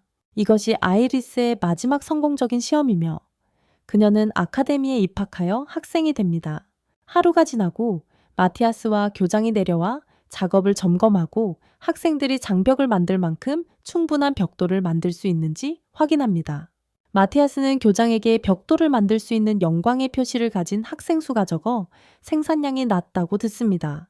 또한 영광의 표식을 가진 학생들 대부분은 제1학원에 있으며 제1학원과 제2학원 간의 이해관계는 항상 어려웠고 그들은 한 번도 합의한 적이 없으며 도움을 요청해도 어렵고 대부분 동의하지 않을 것입니다. 하지만 현재 상황이 위급하고 경쟁과 적대감의 여지가 없기 때문에 교장은 왕에게 개입하여 제1학원이 제2학원을 돕도록 설득해 달라고 요청합니다. 왕은 제1학원 교장에게 가서 제2학원 교장을 만나라고 명령하고 그들은 합의를 이루게 되지만 제1학원 교장은 자신의 자리에 있어야 하고 제2학원 교장이 그에게 와야 한다며 화를 냅니다. 반대가 아니라고 말입니다. 하지만 제2학원 교장은 이것이 왕의 명령이며 우리가 처한 상황은 적대감을 허용하지 않으며 악마를 막기 위한 장벽을 만들어야 한다고 말합니다. 다른 학원의 교장은 그에게 영광의 표식을 가진 학생들을 주어 도우라고 요청합니다. 하지만 제1학원 교장은 거절하며 지난 대회에서 자신이 이길 수 있었던 것은 악마들이 대회에 개입했기 때문이라고 제2학원 교장에게 말합니다. 제2학원 교장이 악마들이 당신 편에 개입했다고 말하자 제1학원 교장은 당황합니다. 마티아스가 대회를 다시 시작하자고 제안합니다. 하지만 경쟁은 인간끼리의 경쟁이 될 것입니다. 그리고 패배한 사람은 승자가 원하는 것을 해야 합니다. 물론 첫 번째 아카데미의 교장은 동의하지만 마티아스가 참가하지 않는다는 조건입니다. 그리고 두 번째 아카데미의 교장이 응답하기 전에 마티아스는 동의합니다. 경쟁은 이틀 후에 지난번과 같은 장소에서 반복됩니다. 이틀 후 경쟁이 조직되고 두 번째 아카데미의 교장은 첫 번째 아카데미의 학생들이 지난번에 일어난 일을 만회하기 위해 모든 에너지를 쏟아 준비했음을 알아차립니다. 마티아스의 계획은 위험을 감지하면 아이리스를 보내는 것이지만 그가 보는 것은 학생들 중에 악마가 없다는 것입니다. 그래서 아이리스가 참가할 이유가 없습니다. 아카데미의 교장은 그들이 아카데미에서 최고의 학생들을 보유하고 있으며 그들이 무엇을 하든 이길 수 없다고 말합니다. 반면 첫 번째 아카데미는 경쟁할 5명의 학생만을 받아들입니다. 심판이 시작 신호를 보내고 두 번째 아카데미의 학생들은 최소한의 노력으로 첫 번째 아카데미의 모든 학생들을 이깁니다. 교장은 화가 나고 자신의 학생들이 이렇게 쉽게 패배할 수 있다는 것을 믿을 수 없습니다. 심판은 두 번째 아카데미가 승리했다고 선언하고 마티아스는 매니저에게 말한다. 파이브는 너에게 너무 많았어. 더 적게 했어야 했어. 그러나 교장은 결과를 인정하지 않고 학생들을 괴물이라고 비난한다. 그래서 마티아스는 그에게 어떻게 다르게 증명할 수 있냐고 묻는다. 그는 손가락으로 아이리스를 가리키며 말한다. 그녀를 내려오게 해서 경쟁하게 하고 어떻게 하는지 보게 해. 아이리스는 무기가 없다고 말하지만 마티아스는 그녀에게 검을 준다. 그러자 제1 아카데미의 교장은 그것이 힘이 없는 약한 비마법 검임을 안심시킨다. 아이리스가 처음 검을 잡았을 때 손에 플라스틱 같은 느낌이 든다. 갑자기 두 번째 아카데미의 교장이 소리친다. 왕이 우리에게 조용한 마법을 가르치라고 명령했는데 너는 아직도 혀로 마법을 가르치고 있다. 이에 교장은 대답한다. 이것이 우리의 풍습과 전통입니다. 왕이 명령하더라도 바꾸지 않겠습니다. 그가 말을 정당화하기도 전에 왕은 경호원들에게 그를 체포하라고 명령한다. 왕은 제1아카데미 학생들에게 명령하며 말한다. 이제부터 너희는 두 번째 아카데미 학생들과 함께 일하며 조용한 마법을 배워라. 대회가 끝난 후 마티아스, 로리, 알마, 그리고 아이리스는 길이 60cm인 터널에서 마법석을 얻으러 가고 1학원 학생들은 악마를 만들며 작업 중이다. 우리는 아이리스가 용이라는 것을 알고 있어서 그녀는 길이 80cm인 마법석을 가지고 있지만 마티아스는 아이리스를 제거하지 않고 마법석을 가져올 것이라고 확신한다. 그는 몬스터를 소환해서 제거할 것이다. 레벨 17에서 알마와 로리가 이렇게 강력한 레벨에 도달한 것은 처음이며 아이리스는 마티아스가 고대 세계에서 레벨 6게리슌사에 도달했다는 사실에 놀란다. 마티아스는 로리에게 마법진을 만들라고 하고 아이리스에게는 조용히 그 마법진에서 몬스터를 소환하라고 부탁한다. 아이리스는 자신의 힘을 제어하는 법을 몰라 장소 크기보다 큰 몬스터를 소환하고 그들은 무너져 내리기 전에 도망친다. 도망치면서 마티아스가 아이리스에게 말한다. 몬스터를 천천히 소환하라고 했잖아. 아이리스가 대답한다. 네가 천천히 몬스터를 소환했을 때 세계의 산을 무너뜨렸잖아. 그러니 날 덮치진 않을 거야. 그들은 거대한 붉은 용이 자신들을 향해 걸어오는 것을 보고 아이리스가 공격하지만 용은 손쉽게 공격을 막는다. 마티아스는 그를 분산시킬 아이디어를 떠올리고 아이리스는 그를 놀리며 말한다. 넌 용이 아니라 도마뱀이지. 이 말은 용에게 가장 짜증나는 말이다. 용들은 여전히 아이리스를 잡으려고 쫓아간다. 로리가 화살에 마법을 걸고 있는 동안 알마는 그에게 수많은 화살을 쏘고 마티아스는 화살의 효과를 높이기 위해 그 자리에서 여러 마법진을 그린다. 하지만 용의 피부가 너무 단단해 작은 화살들은 효과가 없고 독도 통하지 않아서 마티아스는 아이리스를 다시 용의 모습으로 되돌려 싸우게 하려 하지만 그건 시간이 걸린다. 그는 아이리스가 용을 도발해 주의를 끌게 한 뒤 자신의 가장 강력한 힘으로 그를 공격하기로 결심하고 그 힘을 모아 폭발적인 힘으로 공격한다. 그리고 정확히 그렇게 되어 용이 폭발하고 그들이 원하던 마법석을 얻는다. 마티아스는 아이리스에게 팀에 합류할 것을 제안하고 그녀는 동의하여 합류한다. 다음 날 마티아스는 아이리스가 인간 형태에 익숙해지고 다리를 빠르게 움직일 수 있도록 훈련장을 부순다. 알마와 아이리스가 훈련을 시작하고 아이리스는 도망치려 하고 알마는 검으로 그녀를 치려한다. 한편 로리에게는 무기를 만드는 임무가 주어지고 마티아스는 자신만을 위한 맞춤형 검을 만들라고 지시한다. 그는 8가지 주문으로 검을 만들어 독특한 힘을 부여하는 방법을 가르친다. 마티아스의 검이 완성된 후 그녀는 자신을 위한 또 다른 검을 만들기 시작한다. 무기를 시험할 때가 되면 로리는 검으로 바위를 베고 알마는 화살로 벽을 폭파시키며 이리스는 창으로 절반을 파괴한다. 마티아스는 혼잣말을 하며 조용한 마법이 왕국으로 돌아온 후에는 그들을 악마로부터 보호하는 방벽을 만들고 여러 기술을 가르칠 것이라고 말한다. 그러면 그는 학교를 계속 다닐 이유가 없게 된다. 그리고 모든 일이 그가 원하는 대로 흘러간다면 그는 학원을 떠날 것이다. 그날이 오면 학원은 왕국 주변의 악마로부터 그들을 보호할 방벽을 건설하기 시작한다. 교장은 학생들에게 연설하며 오늘부터 작업이 시작될 것이라고 알리고 마티아스는 그들이 일하는 동안 이끄는 학생들의 리더라고 말한다. 그는 가장 먼저 떠오른 아이디어이자 학원에서 가장 강력한 사람이다. 그는 학생들에게 모든 에너지를 방벽 건설에 쏟으라고 격려하며 너희가 조용한 주문을 배우는 유일한 사람들로서 왕국의 보호 갑옷이고 왕국 전체에서 가장 강력한 사람들임을 말한다. 작업이 시작되고 모두가 손에 넣은 임무에 몰두하며 최선을 다한다. 로리는 마티아스에게 마법 감지기 25와 20mek 뒤 이상한 활동을 감지했다고 말하고 그는 그것이 악마일 것이라고 말한다.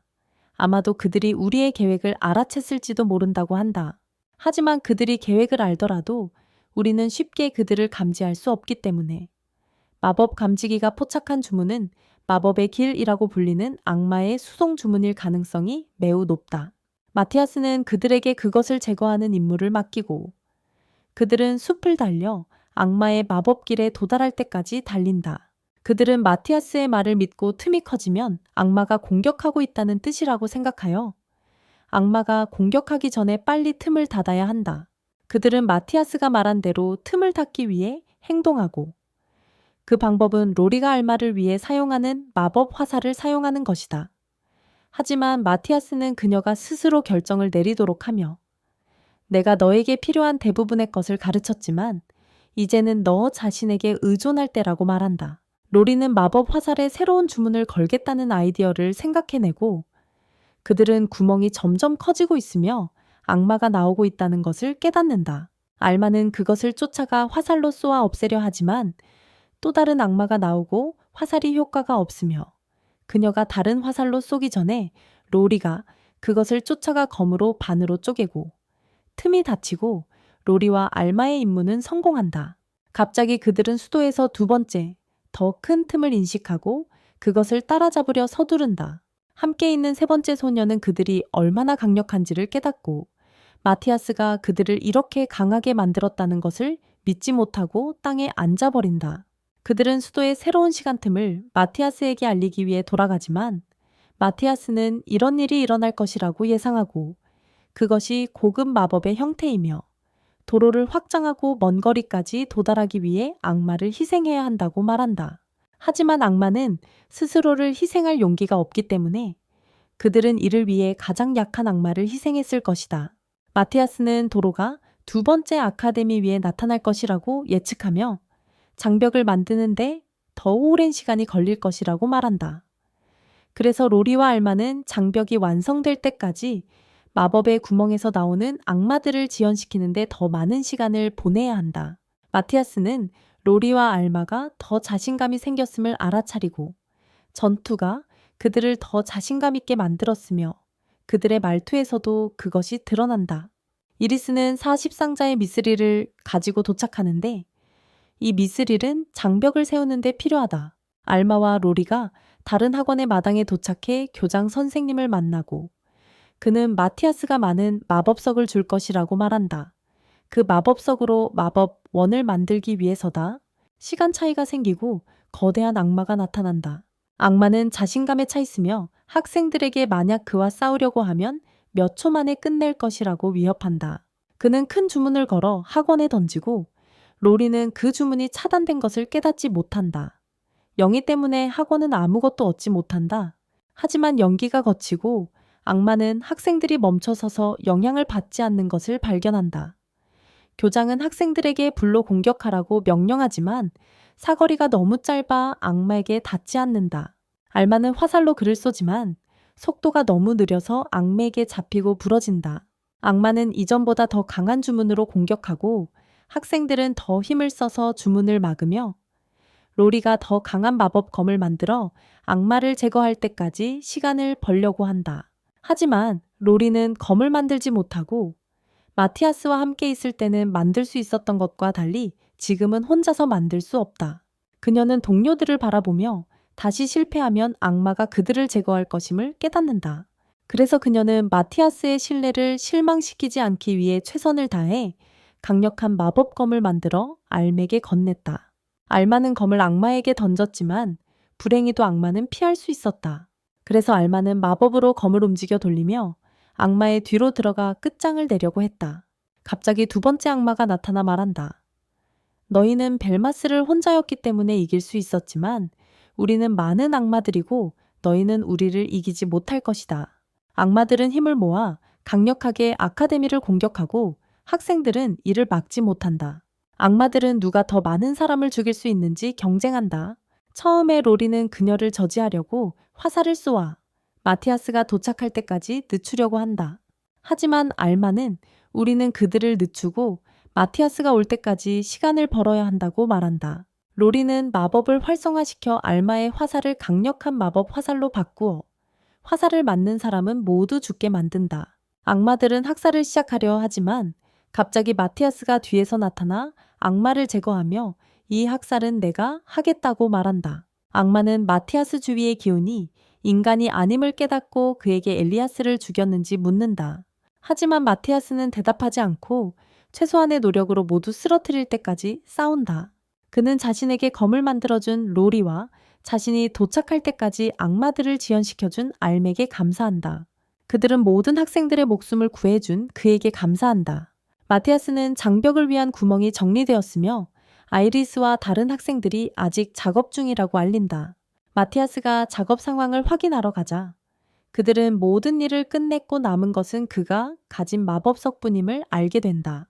마티아스가 돌을 놓자 장벽 중앙에서 매우 강력한 빛이 나와 도시 전체를 감싸며 악마들이 뚫을 수 없는 강력한 보호막이 된다. 로리는 임무가 마침내 완료되었다고 말하며 장벽에서 강한 마력 에너지가 느껴진다고 하지만 아이리스는 그 에너지가 용맥 속 괴물들에게서 나오고 있으며 그 괴물들이 악마들이 소환 주문을 걸어 만든 존재라고 그녀를 놀라게 한다. 그는 괴물들의 힘과 그들이 소환한 악마들의 힘이 용맥에 들어가 장벽을 점점 더 강하게 만들었다고 강조한다. 그래서 악마들은 장벽을 뚫으려 더 많은 괴물들을 동원한다. 교장 선생님과 학생들은 온 힘을 다해 괴물들과 싸울 준비를 하고 괴물들은 대규모로 그들을 공격한다. 마티아스는 길에 함정과 폭발물을 설치하고 학생들은 괴물을 훨씬 더 잘 때려 눕힌다. 마티아스, 로리, 알마는 성에서 그들을 지켜보며 전투가 벌어지는 모습을 관찰한다. 갑자기 교장 선생님이 학생들에게 후퇴하라고 명령한다. 하지만 마티아스는 로리, 알마, 아이리스와 함께 도착해 그들이 후퇴하지 않도록 지원한다. 아이리스는 마티아스가 자신을 괴물 중 한 마리에게 던져 죽이는 것을 보고 놀라고 두 번째 괴물은 알마의 마법 화살에 맞아 죽으며 세 번째 괴물도 쓰러진다. 그는 팀으로 싸우는 것이 혼자 싸우는 것보다 훨씬 강하고 낫다는 것을 깨닫고 자신만이 이길 수 있는 더 강한 괴물을 위해 에너지를 아낀다. 그는 주변의 모든 괴물을 삼켜 그 힘을 이용해 훨씬 더 무섭고 강력한 존재로 변신하는 공허의 포식자라는 매우 강력한 괴물을 마주친다. 마티아스가 이 괴물을 상대하는 것은 이번이 처음이고 알마는 너무 커져서 주변 괴물들을 모두 삼키기 전에 잡아야 해 라고 말한다. 하지만 마티아스는 아니, 우리는 이 지역의 모든 괴물을 삼킬 때까지 놔두지 않을 거야. 그 후에 한꺼번에 처리해서 시간을 절약할 거야 라고 말한다. 이리스는 그가 그녀를 삼키려고 하는 것도 용이기 때문임을 깨닫지만 마티아스는 우리가 그에게서 모든 몬스터를 삼키게 하고 빨리 제거해야 한다고 말한다. 그는 로리에게 마법 종이를 건네며 그것을 마법 돌로 만들어서 몬스터에게 던지라고 부탁한다. 마티아스는 더 많은 마법 카드를 던져서 몬스터가 공격할 수 있는 형태로 만들려고 한다. 몬스터는 주변의 모든 몬스터의 힘을 모아 거대하고 무서운 모습의 짐승으로 변한다. 마티아스의 마법력은 줄었지만 그는 약할 때도 몬스터를 공격하는 방법을 알 수 있는 기억이 있다. 그는 이리스에게 몬스터의 다리를 쏘라고 명령하고 로리와 알마는 그를 화살로 막지 않으며 그는 검으로 공격한다. 마티아스는 이 크기의 몬스터를 물리치는 가장 좋은 방법은 더 긴장하게 만드는 것임을 깨닫는다. 그는 다리와 눈과 같은 치명적이지 않은 곳을 공격하는 것을 선호하지만 거의 절단될 뻔한 다리가 다시 재생되는 것을 본다. 하지만 마티아스는 계속해서 마법돌로 공격하며 몬스터가 땅에 쓰러질 때까지 몸 전체를 맞게 한다. 그는 공중으로 날아올라 목을 부러뜨리는 치명적인 일격을 날린다. 하지만 마티아스는 괴물의 구성의 이상함을 깨닫고 용맥에는 도시에서 구할 수 없는 더 많은 제메즈가 필요하다는 것을 알게 된다. 그래서 그는 왕국 밖으로 나가 제메즈를 찾아 돌아오기로 결심한다. 하지만 사실 마티아스는 왕국에서 임무를 마친 후 떠나고 싶어 한다. 교장은 마티아스가 말하지 않아도 그의 마음속 상황을 이해하고 특별 장학금으로 그와 함께 머물 것을 제안한다. 그의 존재가 학교 발전에 도움이 될 것이기 때문이다. 그가 그들과 함께 머무는 동안 학원과 왕국이 그의 편에 서서 문제를 해결해 줄 것이고 마티아스가 악마들을 돌아다니기 위해 학원을 떠나더라도 언제든지 편한 때에 돌아올 수 있다. 알마, 로리, 아이리스는 특별 계약으로 학원에 머물도록 요청받아 마티아스와 함께 여행하며 배우고 함께 탐험할 수 있게 된다. 다음 날, 네 사람은 출발하고 교장과 학생들이 나와 작별 인사를 하며 교장은 학원이 항상 그들에게 열려 있고 언제든 돌아올 수 있다고 약속한다. 마티아스와 그의 팀은 여정을 시작하고 아버지와 함께 마차를 타고 가는 아이를 만나 그들이 모험가인지 묻는다. 마티아스는 데마스 말키아 왕국으로 임무를 완수하러 간다고 말하고 로리는 그들의 터널과 달리 데마스 말키아의 터널이 거대하며 수백 개의 층으로 이루어져 있음을 알게 된다. 이 때문에 터널 위에 도시 전체가 세워졌고 마티아스는 이런 것을 본 적이 없으며 그렇게 위험한 터널 위에 사람들이 어떻게 살 수 있는지 이해하지 못한다고 말한다. 데마스 말키아에 도착하려면 하루 이상 걸리지만 마티아스는 하루 만에 도착해 시간을 절약할 수 있다고 말한다. 이것이 로리를 걱정하게 만든다. 하루 만에 도착한다는 것은 괴물로 가득한 치커숲을 지나야 한다는 뜻이고, 소문에 따르면 멍청한 괴물들과 달리 똑똑한 괴물이 있다고 한다. 하지만 마티아스는 겁내지 않고 오히려 호기심이 생겨 하루 만에 전 구간을 이동하자고 고집한다. 숲에 들어서자 로리는 앞으로 닥칠 일에 대한 두려움을 보이고, 긴 여정 끝에 그들은 앉아 쉬며 점심을 먹는다. 마티아스는 먹을 것을 사냥하러 나가지만 숲속을 달리며 괴물들이 강한 마법 에너지를 지니고 있음을 알아챈다. 그리고 괴물들이 그가 익숙한 괴물들처럼 무작위로 움직이지 않고 질서 정연하게 달린다. 그는 괴물들을 조종하며 숲속을 마음대로 움직이게 하는 괴물이 있다는 것을 깨닫고, 그것이 로리가 말한 똑똑한 괴물임에 틀림없다고 생각한다. 로리와 알마는 킁쿵 하는 소리를 듣고 괴물이 마티아스를 해쳤다고 생각하지만 괴물이 오히려 쓰러져 있는 것을 보고 놀란다. 마티아스는 괴물을 손에 들고 돌아와 자신이 예상했던 것보다 훨씬 작아 실망했다고 말한다. 그 후 마티아스는 먹을 괴물을 또 데려오고, 알마와 로리는 이내 특정 괴물은 먹을 수 있다는 사실에 가장 큰 놀라움을 느낀다. 로리가 불을 지피고 아이리스는 음식을 끓이기 위해 숲에서 식물을 가져온다. 음식이 완성되기까지 오래 걸리지 않고 로리와 알마는 괴물의 맛을 좋아하며, 아이리스는 드래곤이 배부르기 위해 더 많은 음식을 필요로 해서 많이 먹는다. 식사를 마친 후 마티아스와 그의 팀은 임무를 계속할 준비를 하고, 특히 아이리스의 힘 때문에 괴물들이 그들에게 접근하는 것을 두려워하고, 똑똑한 괴물을 처치한 후 괴물들은 그들에게 더욱 두려워할 것이다. 해가 지기 전에 그들은 산 중간에 위치한 데마스 밀키아시에 도착한다. 그들이 도시로 들어가자 무질서하고 그리 잘 정리되지 않은 모습에 놀라며 대부분의 사람들이 거리에서 누워있다. 로리는 도시의 마법의 빛 기둥에 마법의 돌이 없다는 것을 알아차리며, 이는 드래곤의 혈맥과 직접 연결되어 있다는 것을 의미하지만 그들 옆의 상인이 기둥에서 멀리 떨어지라고 외치며 기둥이 폭발해 그들이 있던 곳에서 10명이 죽었다고 말한다.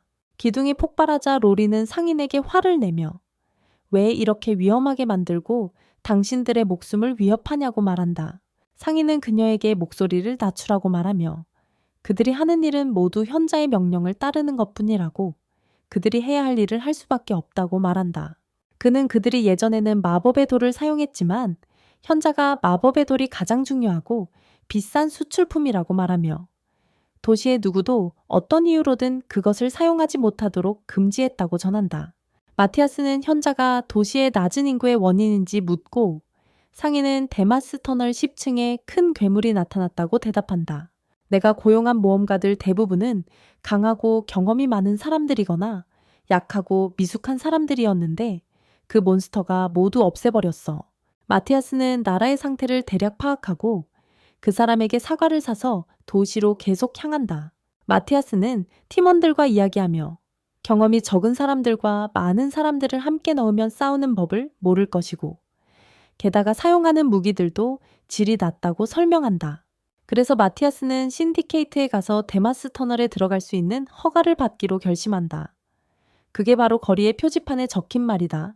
그는 신디케이트에 가서 사무원에게 터널에 들어갈 4개의 허가증이 필요하다고 말하지만 사무원은 너는 너무 어려서 그럴 자격이 없다고 한다. 특히 그 허가증은 현직에서 직접 나오기 때문에 허가를 받기 전에 그가 하는 말을 들어야 하고 몬스터를 사냥하고 데마스에서 돌려가며 잡아야 한다. 이 과정에서 심각한 부상을 입을 수도 있다. 알 수 있듯이 직원은 그에게 모험가들에 대해 상담하고 대부분이 지치고 힘들어하는 것을 알게 된다. 하지만 이것이 마티아스와 그의 팀에게 모시험을 떠나도록 동기를 부여하고 그는 그녀에게 허가 절차를 시작하라고 요청한다. 갑자기 한 여자가 뛰어들며 데마스 터널에서 많은 희생자들이 나오고 있다고 소리치며 치유 주문을 할 줄 아는 사람이 있다면 함께 가달라고 한다. 유일하게 응답하는 사람은 마티아스로 그는 나도 치유 주문을 할 수 있고 함께 가겠다고 말한다. 그는 장로의 길드에 들어가 바닥에 누워있는 많은 사람들을 발견한다. 그들은 상처에서 피가 멈추지 않도록 충분한 붕대를 가지고 있지 않다. 그는 전국의 치유사가 단 한 명뿐이라는 사실에 놀라지만 직원은 이 도시에는 한때 많은 치유사가 있었으나 현자가 그들을 쫓아내고 돈 낭비라고 말했다고 알려준다. 마티아스는 재빨리 재킷을 벗고 환자의 상처의 위험 수준을 식별하는 마법을 수행한다. 그는 각 환자 앞에 숫자를 적어두고 그 숫자는 환자의 상태의 심각도를 나타낸다. 그는 가장 어려운 환자들을 맡고 나머지 환자들은 그의 팀에게 배분하여 가장 심각한 사례부터 먼저 치료하고 점차 덜 심각한 사례로 내려간다. 마티아스가 가장 심각한 사례를 치료하기 전에 길드의 의사가 그를 멈추고 이 사례들이 위험하므로 어린아이들이 다룰 수 없다고 말하며 치료를 시작하기 전에 심각도 순서로 정렬해야 한다고 한다. 그는 조용히 하고 내가 할 일을 배우라고 말하며 출혈을 멈추기 위해 출혈하는 혈관을 봉인하는 치유 마법을 수행하고 손상된 장기를 치료한 후 환자가 치유되는 동안 상처를 닫는다. 그는 의사에게 주어진 순서대로 사례를 치료하라고 명령하며 머리로 행동하지 말라고 경고한다. 그렇지 않으면 사례들이 죽을 것이라고 한다. 의사는 그의 말에 설득되어 팀원들을 나머지 사례에 배분하고 각자는 환자를 맡아 다음 환자로 들어가 기록적인 시간 안에 모든 환자를 구한다. 그들이 일을 마친 후 의사는 그에게 감사하며 이전에 치유사로 일한 적이 있는지 묻지만 마티아스는 한 번만 치유 마법을 사용했으며 그것은 모두 팀의 노력 덕분이라고 대답한다. 마티아스는 도시를 다스리던 현제대에 묻고 왜 그가 부패한 다른 현자로 교체되었는지 알고 싶어 한다. 의사는 그에게 그것이 갑작스럽고 예고 없이 일어났다고 설명한다. 그들은 그가 잠자는 동안 갑자기 죽었다는 소식을 들었고 어떻게 죽었는지 아무도 알지 못했으며 그가 죽었다는 소식을 들은 날에야 깨어났다고 한다. 우리는 잼미즈 터널이 옛 세상에서도 항상 위험했다는 것을 알고 있고 누군가 그 위에 도시를 세웠다는 생각은 이상한 일이며 한 번도 일어난 적이 없지만 이는 악마의 계획 없이는 불가능한 일이기에 마티아스는 악마들이 마지막 현자를 죽였을 것이라고 예상한다. 그리고 현재의 현자는 인간이 아니라 악마일 가능성이 매우 높다. 결국 마티아스와 그의 팀은 호텔에 머물고 마티아스는 왕에게 전달할 가짜 편지를 매니저에게 보냈으며 진짜 편지는 보낸 상자 안에 숨겨두어 잘못된 손에 들어가도 아무도 발견하지 못하게 했다. 마티아스가 직접 편지를 전달할 수도 있었지만 그는 데마스 터널에서 괴물을 볼 수 있을 거라 생각해 마법으로 편지를 보낸다. 다음 날 마티아스와 그의 티치팀은 거대한 데마스 터널의 문으로 가지만 문이 철로 만들어졌음에도 불구하고 아이리스가 쉽게 열기에는 너무 약하다.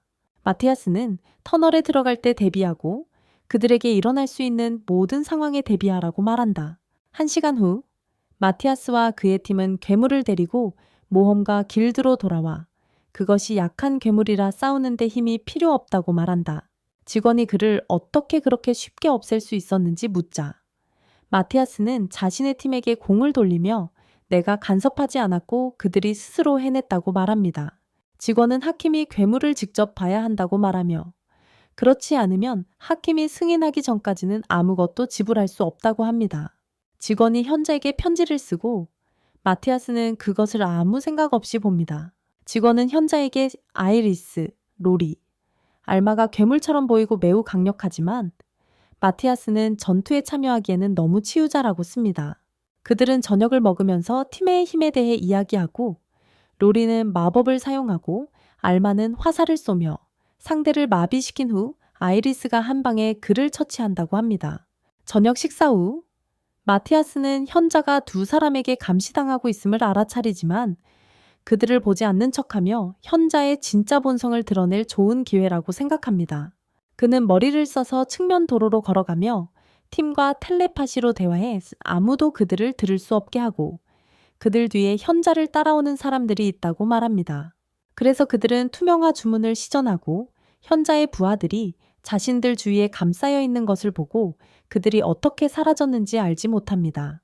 갑자기 마티아스와 그의 동료들이 그들 뒤에 나타나서 그들의 호텔이 어디냐고 묻습니다. 리더는 그들의 호텔이 앞쪽 방향에 있다고 말하고 마티아스는 웃으며 내가 호텔 이름을 말하지 않았는데 어떻게 알았냐고 묻습니다. 그들 중 한 명이 마티아스를 붙잡고 칼로 위협하며 나머지 팀에게 항복하라고 명령하고 마티아스가 치유사라는 이유로 가장 약한 존재라는 것을 알고 있다고 말합니다. 마티아스는 아이리스에게 무기 없이 그들을 때리라고 요청하고, 현자는 웃지만 아이리스, 로리, 알마가 그들을 쉽게 제압하는 모습을 보고 놀랍니다. 마티아스는 그들에게 추적 마법을 걸어 현자가 어디에 있는지 알아내고, 그들이 악마와 계약해서 했는지 확인하기 위해 악마 탐지 마법을 사용합니다. 다음 날 마티아스와 그의 팀은 왕의 사자를 만나기 위해 비밀 장소로 갑니다. 사자는 마티아스에게 어둠의 중심에서 나타나라고 요청합니다. 사자는 자신을 소개하며 내 이름은 아이크입니다. 라고 말하고 왕이 도시의 지배자이자 부패한 남자인 현자 두쿠를 체포하라고 명령했다고 알립니다. 만약 당신이 그를 직접 체포하고 싶다면 아이크에 감독해 그렇게 할 수 있다고 합니다. 마티아스는 자신의 부하들을 추적한 후 현자가 어디에 있는지 알고 있으며 현재 도시 외곽의 한 궁전에 앉아 있다고 답합니다. 아크는 그에게 기병을 보내서 지원하라고 제안합니다. 궁전이 매우 요새화되어 있기 때문입니다. 하지만 마티아스는 필요 없어. 내 팀과 함께 처리할 수 있어. 라고 말합니다. 그들은 궁전으로 가고 아크는 낮에 문이 잠겨 있는 것이 이상하다는 것을 깨닫습니다. 주변에 경비가 없고 궁전은 버려진 것처럼 보인다. 하지만 마티아스는 궁전 안에 병사들이 있다는 것을 감지하고 우리의 계획이 노출되었다고 말하며 현자가 자신을 보호하기 위해 모든 병사들을 궁전으로 집중시키고 있다고 전한다. 이미 그들이 계획을 세웠으니 우리는 정문을 통해 궁전으로 침입하여 그들에게 예의를 가르쳐야 한다. 팀이 들어가면 현자의 병사들이 대거 있는 것을 발견하고 병사들은 그들이 5명밖에 없고 더 많은 병사들이 있다는 이유로 그들을 조롱하며 많은 마법을 던진다. 로리의 반응을 보게 되는데 그녀는 진화하여 이전보다 더 빨라지고 보호 마법으로 모든 공격을 막아낸다. 그 다음은 마티아스의 차례이고 그는 그들에게 한 번의 마법을 던져 모두 처치한다. 아크는 이제 왕의 말이 마티아스를 긴장하게 하지 말라는 것의 의미를 이해한다. 그는 너무 강력해서 쉽게 그들을 물리칠 수 있다. 모두 계단 위에 서 있지만 마티아스의 신호는 2층에 아무도 없다고 말하며 그들은 궁전 안에서 현자가 어디에 있는지 모른다. 그는 숨겨진 물체를 드러내는 마법을 시전하고 복도를 따라 걸어가다가 그림 뒤에 있는 마법 버튼을 발견하고 그것을 누르자 포탈이 열리며 지하 터널로 내려간다. 현자는 그의 조수에게 남자들이 떠났는지 묻고 조수는 그들이 떠났다면 우리는 그들의 목소리를 들었을 것이라고 대답한다. 하지만 지혜로운 자는 그들이 자신을 없앨 수 없더라도 도망칠 수 있는 비밀 은신처를 계산합니다. 지혜로운 자는 마티아스의 목소리가 너는 비밀 은신처가 있고 그곳에서 도망칠 수 있다고 생각한다는 말을 듣고 그가 자신의 병사 중 한 명이라고 생각합니다. 그는 너는 나를 없애기 위해 사람들을 팔았고 나의 모습이 어떤지조차 모른다고 말하며 지혜로운 자는 그가 자신의 병사가 아님을 깨닫고 놀랍니다. 갑자기 마티아스와 그의 팀은 많은 병사들에게 공격받지만 그는 한 방에 그들을 처치할 수 있습니다. 지혜로운 자는 마티아스가 이렇게 많은 힘을 가지고 있다는 사실에 놀라며 그동안 그가 대면할 줄 모르는 치유사라고 생각했지만 만약 그가 붙잡혀 왕에게 넘겨지면 도시는 뒤집힐 것이라고 위협합니다. 아크가 마티아스를 붙잡습니다. 아크는 마티아스에게 왕을 만나기 위해 수도로 돌아갈 것이냐고 묻고 마티아스는 자신이 궁전에 가까이 가기 전에 지혜로운 자가 그들이 자신을 공격할 것이라는 것을 어떻게 알았는지 알아낼 때까지 도시에서 잠시 머물겠다고 말합니다. 그는 왕이 자신의 체포를 명령하고 임무를 수행하기 위해 사자를 보냈다는 내용의 부분적으로 타버린 편지를 보여주며 그 편지에는 마법의 흔적이 있어 그들과 계약된 악마가 있다는 것을 의미합니다. 마티아스는 악마가 도시의 드래곤의 혈관에서 작업하고 있다고 의심하는데 그 크기가 수도의 것보다 훨씬 크기 때문이며 만약 그것이 주문과 합쳐진다면 세상을 모두 파괴할 수 있다고 말합니다.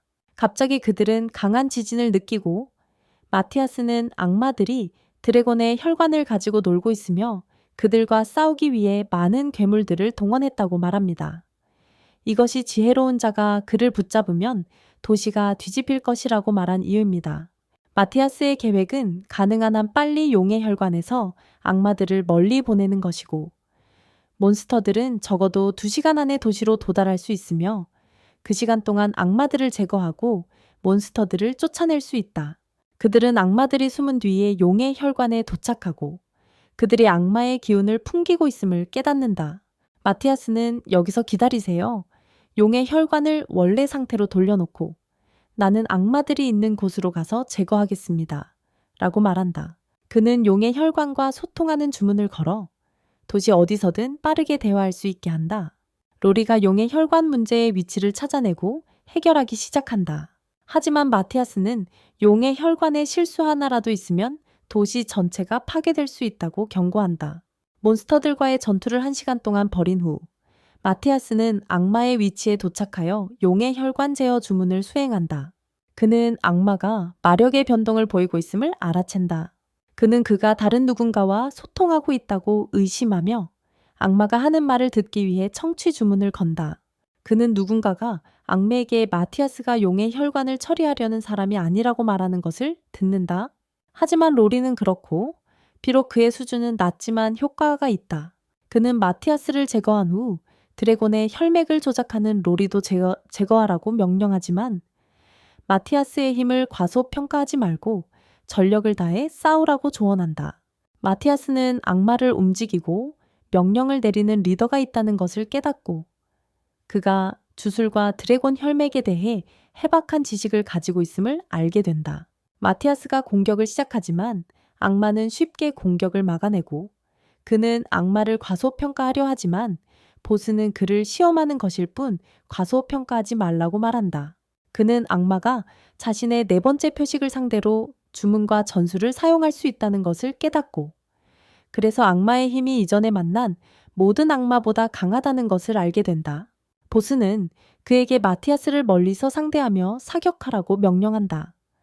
4번째 표식은 근접전에서 강하기 때문에 직접 맞붙으면 제거될 것이라고 한다. 마티아스는 상황을 분석하며 악마 보스가 매우 강력하고 4번째 표식의 전술과 대처법을 잘 알고 있음을 깨닫는다. 그래서 그는 그것에 대해 호기심을 가진다. 악마는 여러 방식으로 마티아스를 공격하려 하지만 한 번도 맞히지 못한다. 그래서 보스는 다음 단계로 넘어가 그를 함정에 빠뜨리라고 명령한다. 마티아스는 로리에게 14번 주문을 걸어 용의 혈관에 사탄이 설치한 함정을 부수라고 요청한다. 함정이 해제되자 악마는 겁에 질려 무슨 일이 벌어지고 있는지 모른다. 그래서 로리는 16번째 주문을 걸어 그와 보스 사이의 연결을 끊는다. 이로써 악마는 보스의 명령을 듣지 않고 마티아스와 직접 대면하게 된다. 하지만 악마는 말한다. 내 주문이 내 모든 공격을 막을 수 있다. 그래서 마티아스는 공격을 강화하며 주문은 한 번의 공격 후 1초 만에 활성화된다고 말한다. 즉, 만약 그가 순간적으로 공격하면 주문을 깨고 그를 끝낼 수 있다. 마티아스는 검으로 공격하여 주문을 깨뜨린다. 그리고 악마와 보스의 통신이 복구되고 보스는 무슨 일이 일어났는지 깨닫는다. 우리는 보스가 마티아스가 가이우스라는 소문을 들었다는 것을 알고 있다. 하지만 그의 능력을 보고 그는 확신하게 되었다. 보스는 악마에게 말한다. 만약 이게 정말 너 앞에 서 있는 가이우스라면 너는 죽었다고 생각해라. 악마는 불행의 주문을 시전하고 몸집이 부풀어 올라 마티아스를 불로 공격한다. 하지만 마티아스는 4번째 표식과 검 덕분에 한 번에 4개 이상의 주문을 시전할 수 있어 모든 공격을 막아낸다. 그는 악마의 팔을 3배라는 일격을 가하고 이어서 머리를 3배라는 일격으로 마무리한다. 도시를 혼란에 빠뜨릴 예정이었던 모든 괴물들은 로리가 드래곤의 혈맥 문제를 해결해 주어 사라진다. 마티아스는 팀을 안심시키며 그들에게 단 하나의 임무만 있다고 말한다. 그것은 악마에게 지시를 내린 보스를 찾는 것이다.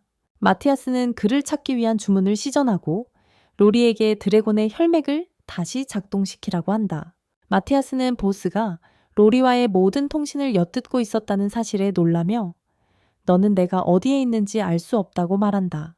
보스는 그에게 자신이 누구인지 아느냐고 묻고 마티아스는 마법이 수십 킬로미터 떨어진 특히 엘레나 마을에서 오고 있다는 것을 깨닫는다.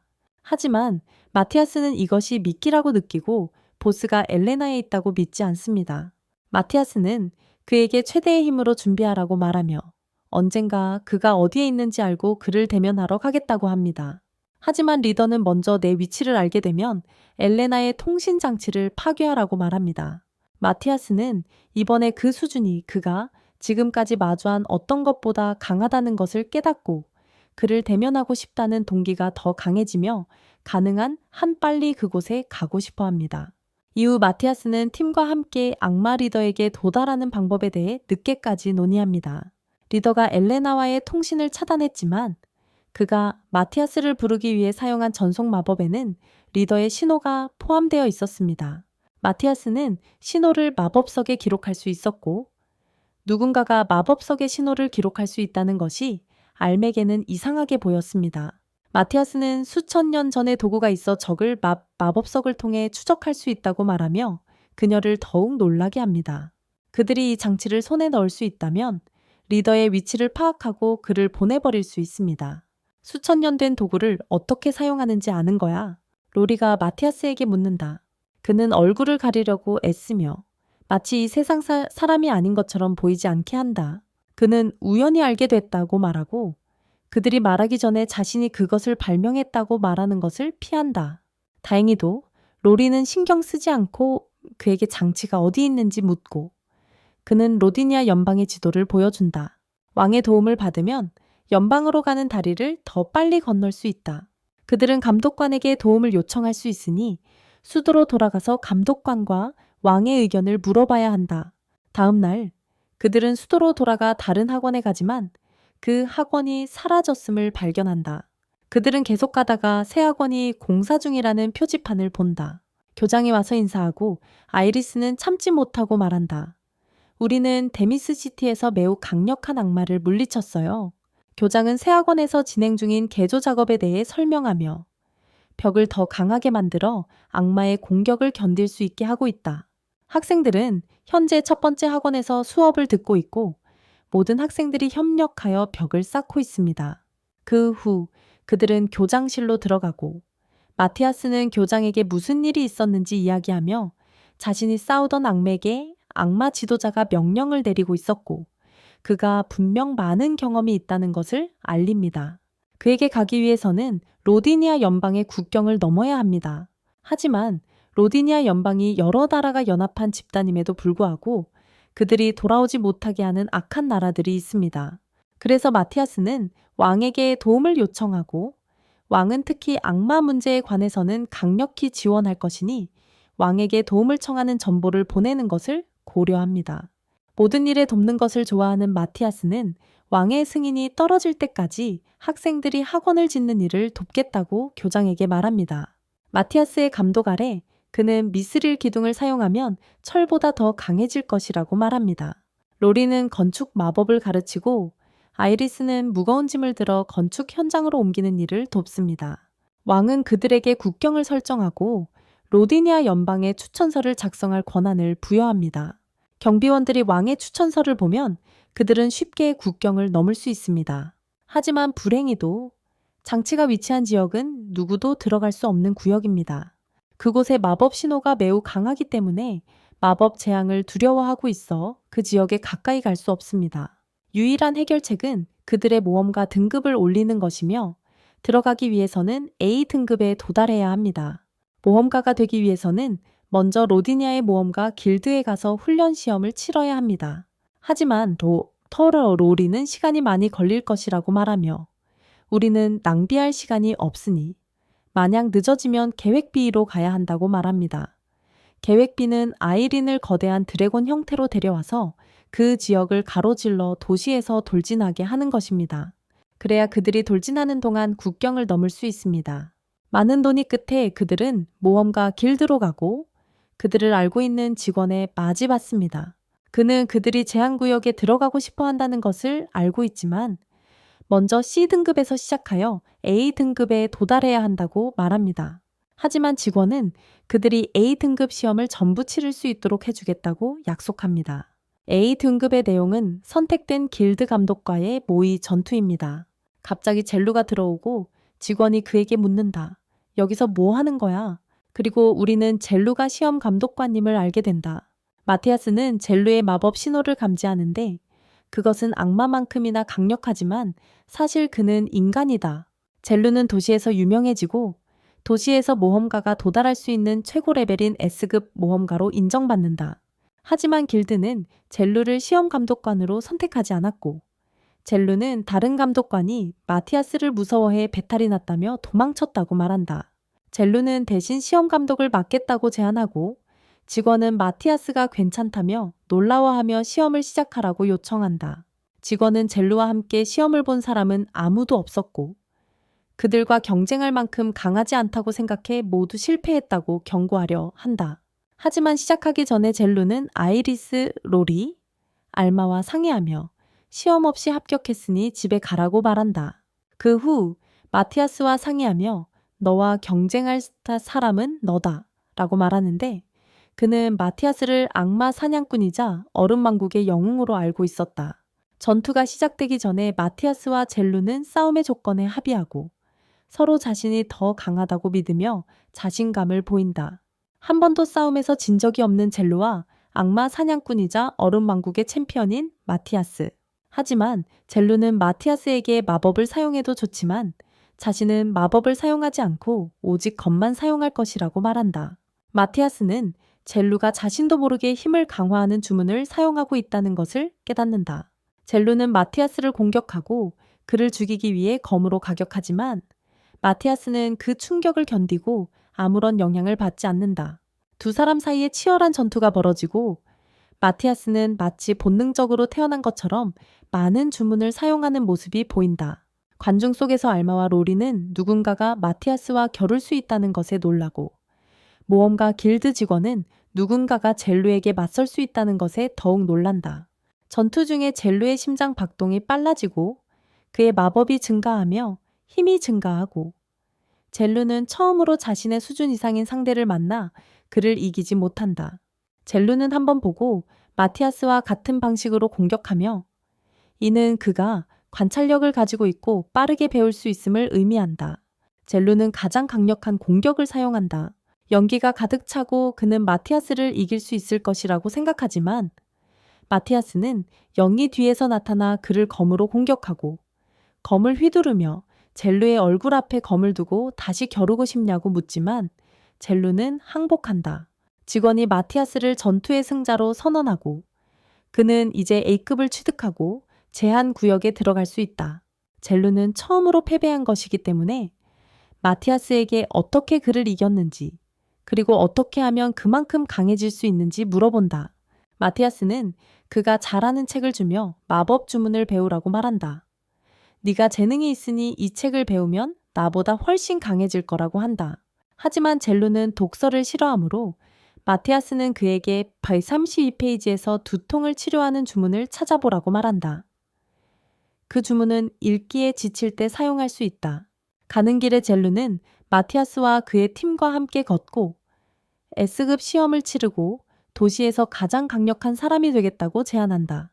하지만 마티아스의 야망은 금지 구역에 들어가는 것이며 그는 도시에서 가장 강해지는 것에는 관심이 없다. 젤루가 제한 구역에 대해 묻자 마티아스는 발케아 지역의 엘리트 필드를 의미한다고 말한다.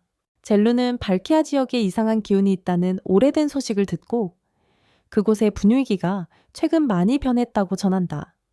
그 근처의 검문소는 예전보다 훨씬 더 어려워졌다. 많은 팀들이 그곳으로 가던 중 아무도 그들의 행방을 알지 못한 채 사라졌다. 그래서 젤루는 도움이 필요하면 도와주겠다고 제안하며 주저하지 않고 그와 오랫동안 이야기를 나눈다. 마티아스와 그의 팀이 첫 번째 검문소에 도착했을 때 경비원들이 그들을 멈추고 신분증을 요구합니다. 경비원은 그들에게 주요 도로를 걸을 수 있는 카드들을 건네주고 도로가 위험하니 조심하라고 말합니다. 그들이 걷는 동안 마티아스는 카드에 마법의 코드가 적혀 있는 것을 발견합니다. 그리고 카드에는 보이지 않는 글씨로 그들 뒤에 있는 사람들에게 경고가 적혀 있습니다. 그들은 의심스러운 동기를 가진 4명의 강력하고 고위급 모험가들입니다. 그러니 그들을 보자마자 처리하라는 내용입니다. 하지만 마티아스는 단어보다는 코딩에 더 관심이 있습니다. 왜냐하면 그 방법은 오직 악마들만 사용하기 때문입니다. 경비원들이 인간이었고 악마가 아니더라도 검문소를 설치하려면 그럴 수 있는 지역 권력이 필요합니다. 그리고 이 코딩 방법이 악마들에 의해 사용되기 때문에 발키아 전체 도시가 악마의 지배를 받을 수 있습니다. 갑자기 마티아스는 언덕 뒤에서 자신을 지켜보고 있는 네 사람을 보고 그들이 도시까지 도달하기 전에 그들을 처치하러 오는 것임을 깨닫습니다. 그래서 그는 제루의 말을 믿고 사라진 팀들이 있고 그들이 어디에 있는지 아무도 모른다고 생각합니다. 그래서 모든 팀이 이곳에서 죽었을 거예요. 아이리스의 첫 번째 생각은 그들을 없애는 것이지만 마티아스는 여기서 그들을 없애면 다른 이들의 주목을 받을 것이라고 말합니다. 그래서 우리는 그들을 깊은 잠에 빠뜨려야 하고 계획은 마티아스와 아이리스가 그들의 주목을 끌도록 하는 것입니다. 로리와 알마는 그들을 쫓아가서 병사들을 깊은 잠에 빠뜨릴 마법 장치를 가져올 것입니다. 마티아스는 환상을 만들어내고 사람들이 자신을 반복해서 보게 만드는 주문을 만듭니다. 그들은 그에게 화살을 쏘지만 그는 그것들을 피하고 나머지는 검으로 부숴냅니다. 동시에 로리는 냄새를 맡는 사람을 잠들게 하는 연기를 내뿜는 마법 장치를 작동시킵니다. 안타깝게도 로리와 알마도 그 연기를 맞고 잠들어 버립니다. 마티아스는 마법 주문으로 그들을 깨우고 그들이 아무 생각 없이 연기를 맡았다는 것을 깨닫습니다. 그들은 발키아 마을로 계속 가고 그곳에 가까워질수록 악마의 징후를 느끼고 마을은 곳곳에 많은 경비원들로 무섭게 보입니다. 사람들이 징후를 알아차리지 못하는 유일한 이유는 항상 숨기기 때문이야. 이것은 발키아가 악마들로 가득 차 있다는 의미이고 마티아스와 로리가 마을 주변에 30마리의 악마 징후를 느끼고 있다는 뜻이야. 이것은 악마들이 무리를 지어 활동한다는 의미로 이전에 마티아스가 말했던 것과 정반대야. 악마들은 혼자 또는 작은 무리로 활동하는 것을 좋아한다고 했었지. 하지만 전투에 특화된 능력을 가진 희귀한 악마 종족이 있는데 이들은 그룹으로 협력하며 전체 팀을 이루기도 해. 그리고 만약 그들이 도시를 지배한다면 마티아스에게는 인생 최악의 일이 될 거야. 도시 전체가 경비병들로 둘러싸여 있고 악마들은 마을 재정을 담당하니 그들이 마을의 정문으로 들어올 이유가 없지. 그는 산 중앙에 비밀 통로를 열고 이것이 악마들이 직행로보다 더 빠르게 도시 중심부로 이동하는 비밀 통로라고 말해준다. 그들은 통로를 따라 내려가며 매우 불쾌한 냄새를 맡고 통로 전체는 텅 비어 있으며 길 한가운데서 마티아스는 앞에 악마가 있다는 것을 감지한다. 평소처럼 아이리스는 없애자고 말하지만 마티아스는 방어막을 깨는 주문을 외우고 손을 내밀어 악마 앞에 놓으며 악마가 지나갈 때까지 보이지 않게 하는 주문을 한다. 그들은 비밀 통로를 빠져나와 도시로 들어가 측골목에 도착해 사람들의 모습에 놀라며 공포에 질린 표정을 본다. 로리는 자신의 마음속에서 다야미의 마을과 이 마을을 비교한다. 다야미의 마을은 인구가 많지 않았지만 그곳 사람들은 정신이 맑았다. 하지만 이 마을의 사람들은 좀비처럼 보이며 대부분은 기절했거나 최면에 걸린 것처럼 보이고 몸에는 이상한 상처로 가득 차 있다. 그는 거리에서 한 사람을 붙잡아 그의 머리에 손을 대고 사람들이 항상 무기력한 상태에 빠지게 하는 지적 마비라는 마법에 걸려 있음을 발견한다. 그들은 마을 안으로 더 들어가 긴줄을 만나고 줄의 끝에는 그들을 정신마비 마법에 걸리게 하고 공장으로 강제로 끌고 가는 악마가 있다. 마티아스는 공장에서 무슨 일이 일어나고 있는지 보기 위해 들어가기로 결심하고 자신의 팀에 대한 정신마비 마법을 막는 방어 마법을 시전한다. 그들은 줄을 서서 다른 사람들과 다르게 보이지 않기 위해 멍한 척한다. 갑자기 아이리스가 경련을 일으키며 땅에 쓰러지고 한 악마가 말한다. 마법을 과다 복용한 것 같군.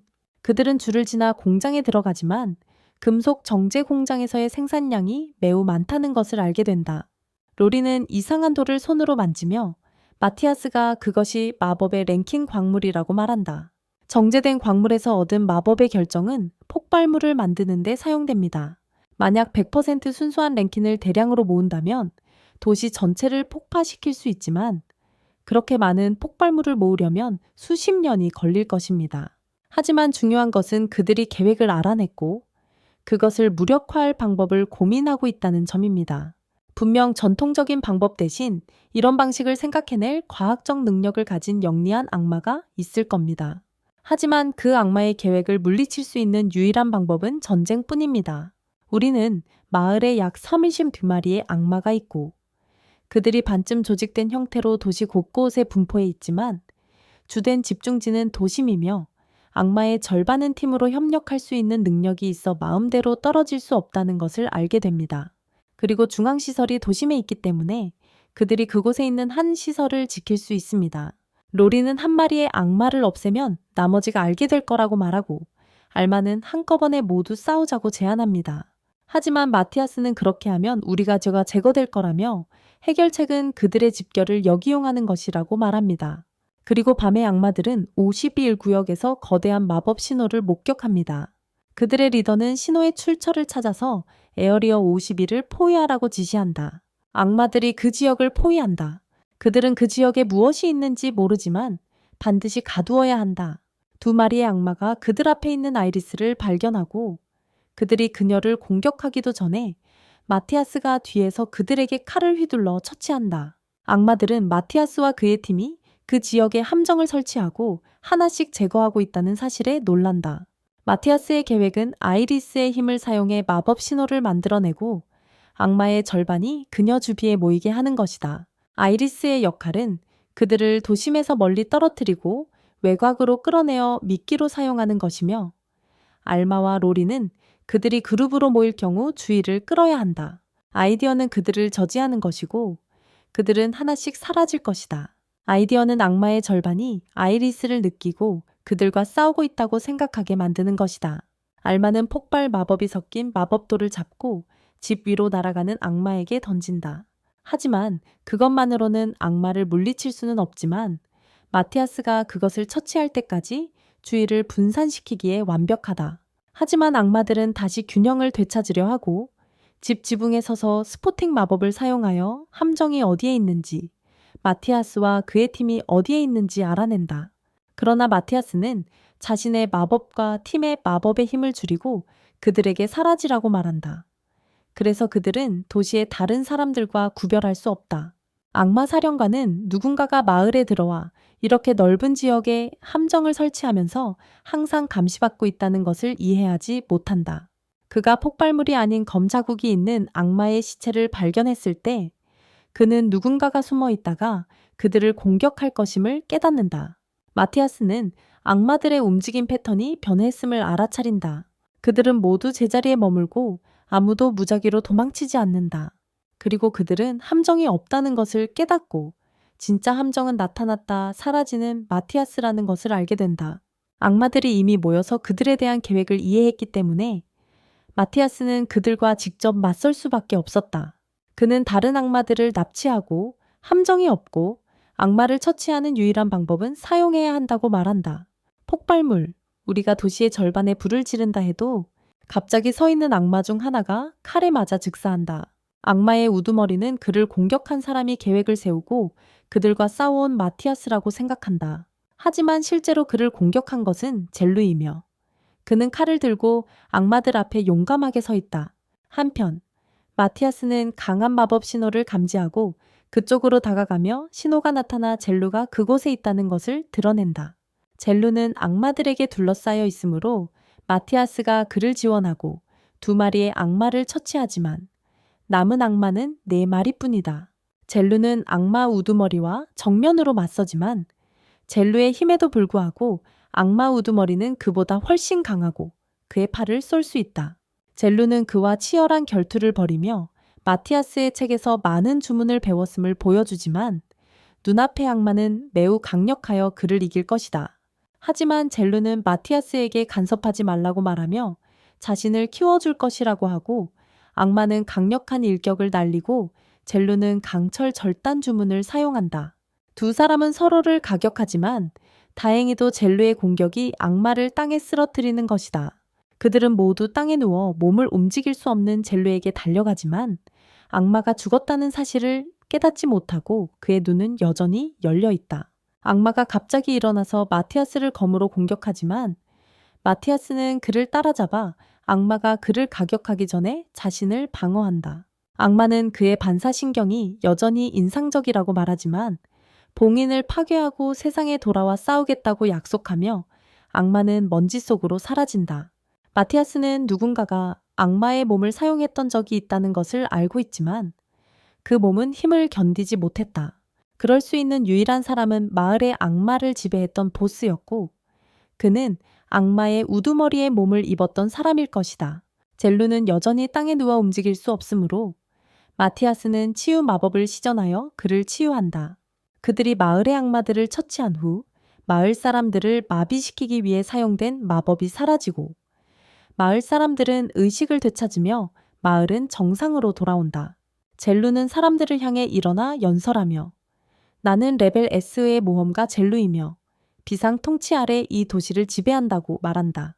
아이리스는 그에게 비상법에 대해 묻고 그는 만약 국가의 통치자가 부재하거나 죽거나 납치되었다면 레벨 S의 어떤 모험가라도 마을을 지배할 수 있다고 말한다. 젤루는 사람들에게 이곳에 보스가 있는지 물으며 그중 한 사람이 나와서 나는 공장의 보스입니다. 라고 말하고 젤루는 그를 마을의 임시지사로 임명한다. 마티아스와 젤루가 헤어지기 전에 젤루는 마티아스에게 언제든 마을에 들어갈 수 있는 허가증을 건네고 그는 다시 학교로 돌아가 마티아스의 책으로 연습을 합니다. 마티아스는 연습 후에 어떻게 되고 있는지 돌아와서 보는 것이 기대됩니다. 마티아스와 그의 팀이 도구를 연습할 장소에 도착했을 때 그들은 큰 건물을 발견하고 감탄합니다. 마티아스는 이 건물이 수천 년 동안 버려졌었음에 틀림없다고 말하지만 자신이 직접 지은 것이라고는 말하지 않습니다. 그들은 건물에 들어가 피라미드를 발견합니다. 이리까 피라미드를 부수고 도구를 꺼내는 게 좋겠냐고 묻자 그는 나는 그것을 아무리 세게 쳐도 부서지지 않는 재료로 만들었다고 말합니다. 라우리에는 내가 만들었어요 라고 말하고 그는 아리까 피라미드를 부수면 도구를 내뱉을 수도 있다고 말합니다. 그는 손을 피라미드에 대고 강력한 마법의 힘을 부여하자 피라미드가 무너지고 아래에 대형 구덩이가 드러나며 이는 파라오의 무덤과 닮아 있습니다. 그들이 구덩이에 들어가자 그들은 회전시키려던 장치를 발견합니다. 그는 그들에게 무기와 장비를 찾아보라고 말하며 장치가 작동할 때까지 사용할 수 있는 것들을 찾아보라고 합니다. 그는 손을 장치에 대자 장치는 초록색으로 변하지만 라우리에가 무서운 검을 들고 나타나 그를 방해합니다. 그는 하루 종일 자신이 한 일을 생각하며 새 세계가 오기 전에 그것을 치우는 것을 잊었다고 걱정합니다. 이리스는 자신이 그것을 사용할 힘이 있다고 말하지만 제어하는 법을 모른다고 합니다. 만약 잘못 사용하면 과열되어 그것을 들고 있는 사람이 증발되고 큰 재앙이 될 것이라고 경고합니다. 아이리스는 그들에게 통조림 상자를 가져오고 그는 그것의 음식이 얼마나 오래되었든 간직해줄 부적이 있다고 말하지만 수천 년 후에 얼마나 좋을지는 확신하지 못한다고 말합니다. 아이리스가 캔을 열자 음식이 곰팡이가 피어 얼굴에 얼룩이 생깁니다. 마티아스는 공장에서 얻은 마법의 철봉을 사용하여 보스의 위치를 찾기 위해 장치에 올려놓습니다. 갑자기 장치가 마법 신호로 인해 진동하고 리더의 데이터가 나타나며 그는 자신이 악마의 리더였고 악마를 데마스 마을에 팔았던 사람임을 깨닫습니다. 그는 리더의 문장이 새겨진 마법의 돌을 장치에 놓고 주문을 활성화합니다. 장치에서 붉은 번개가 하늘로 치고 화면이 붉게 변하며 장치의 봉인이 깨질 것처럼 보입니다. 마티아스는 보스가 매우 강력하다고 인정하며 그의 이름은 자르디아스이고 그의 이미지가 화면에 나타나며 현재 상태로는 그를 이길 수 없다고 말합니다. 그들이 일반적인 주문을 사용하면 그를 이길 수 없는데 그는 많은 경험이 있기 때문이지만 수백 년 동안 지속되는 주문으로 훈련하면 그를 이길 수 있습니다. 그리고 마티아스의 머릿속에 있는 계획은 인류가 유일하게 남게 될 수 있다는 것입니다. 그래서 그는 다른 계획을 생각합니다. 그는 아이리스가 잡은 검을 보고 그것을 가져와 장치에 놓고 자신의 옛 마법 기호를 사용합니다. 그래서 강력해지고 그들은 그를 물리치기 위해 세상의 모든 옛 마법 도구를 사용할 것입니다. 마티아스는 고대 세계에서 많은 무기를 만들었다고 생각하며 자신의 검을 찾으면 그것으로 그를 물리칠 수 있다고 믿습니다. 그는 검의 위치로 여행하며 수도에서 그것을 찾습니다. 그곳은 아카데미와 왕궁이 있는 곳으로 누군가 검을 발견해 왕의 창고에 넣었음을 의미합니다. 아이리스는 드래곤 형태로 돌아가고 그들은 드래곤의 등에 타고 수도로 날아갑니다. 마티아스는 그들이 검을 찾으면 사용할 마법 돌을 줍니다. 로리는 왕실 재정에서 마법의 검을 찾으면 어떤 수단을 써서라도 재정에 들어가 그것을 훔쳐야 한다고 말합니다. 갑자기 아이리스는 자르디우스에게서 강력한 마법 신호를 받아 균형을 잃습니다. 이는 그가 봉인을 깨고 그들을 쫓고 있다는 뜻이며 그들이 세상을 파괴하려는 그의 계획을 방해하고 있다고 의심하고 있습니다. 유일한 문제는 자르디우스가 그들이 마법의 검을 얻기 전에 그들을 따라잡는 것입니다. 그래서 마티아스는 그들이 검을 얻고 돌아올 수 있을 때까지 자르디우스를 무력화하러 갑니다. 로리와 알마는 마법돌을 꺼내 왕의 재정으로 향하고 모든 학생들은 그들에게 다가오는 강력한 마법 신호를 감지합니다. 장벽이 악마가 왕국에 들어오는 것을 막지만 자르디우스를 막지는 못할 것입니다. 반대편에서는 마티아스와 아이리스가 자디우스를 기다리고 있다. 마티아스는 손에서 마법의 힘을 검에 충전하고 자디우스가 악마의 공간을 통과하고 있기 때문에 그보다 먼저 그 공간에 들어가 준비하기로 한다.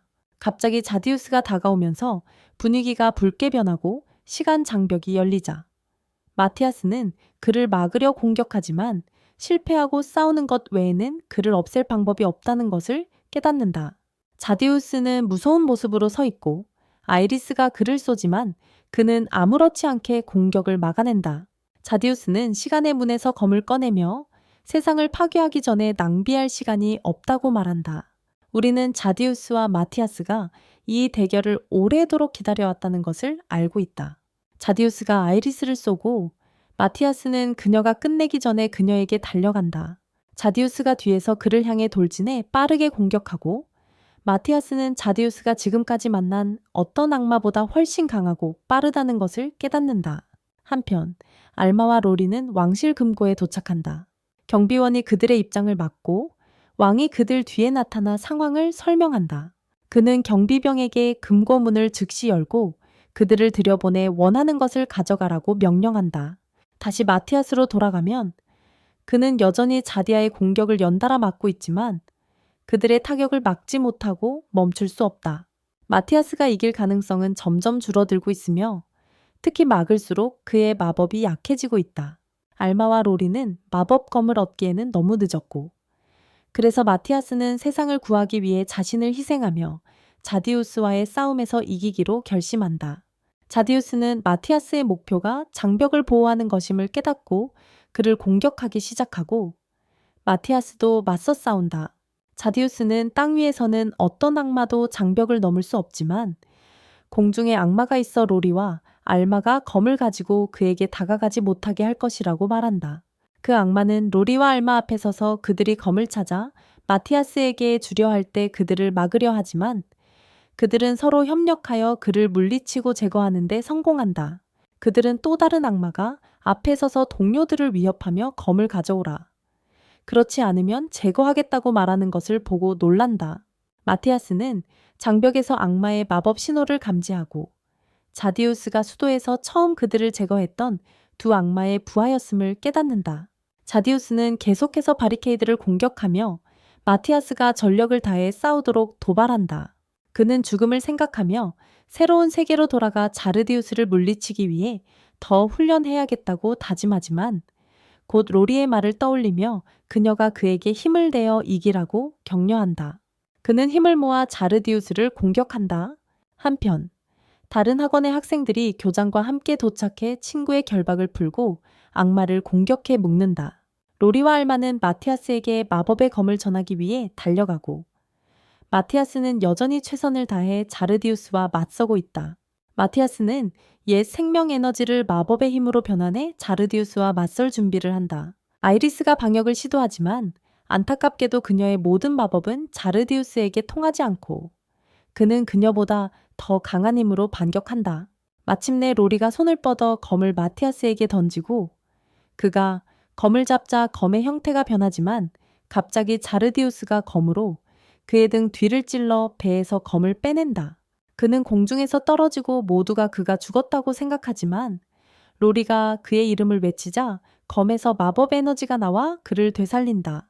자르디우스는 심장에 검을 꽂아 죽였는데도 그가 다시 살아난 것에 분노하고, 마티아스는 자신이 심장을 찔러 죽인 후 검이 완전한 힘을 되찾았으며 자신이 그에게 그 힘을 줄 것이라고 말한다. 자르디우스와 마티아스는 각자의 전력으로 치열한 싸움을 벌이고, 자르디우스는 마티아스의 속도와 힘이 이전보다 훨씬 강해진 것을 알아차린다. 자르디우스가 그에게 묻는다. 인간인데 어떻게 이런 일들을 할 수 있느냐고. 악마가 아닌데도 말이다. 그는 말한다. 나는 마티아스 헬트, 가장 약한 표식을 가진 가장 강한 현자라고. 죽기 전 자르디우스는 말한다.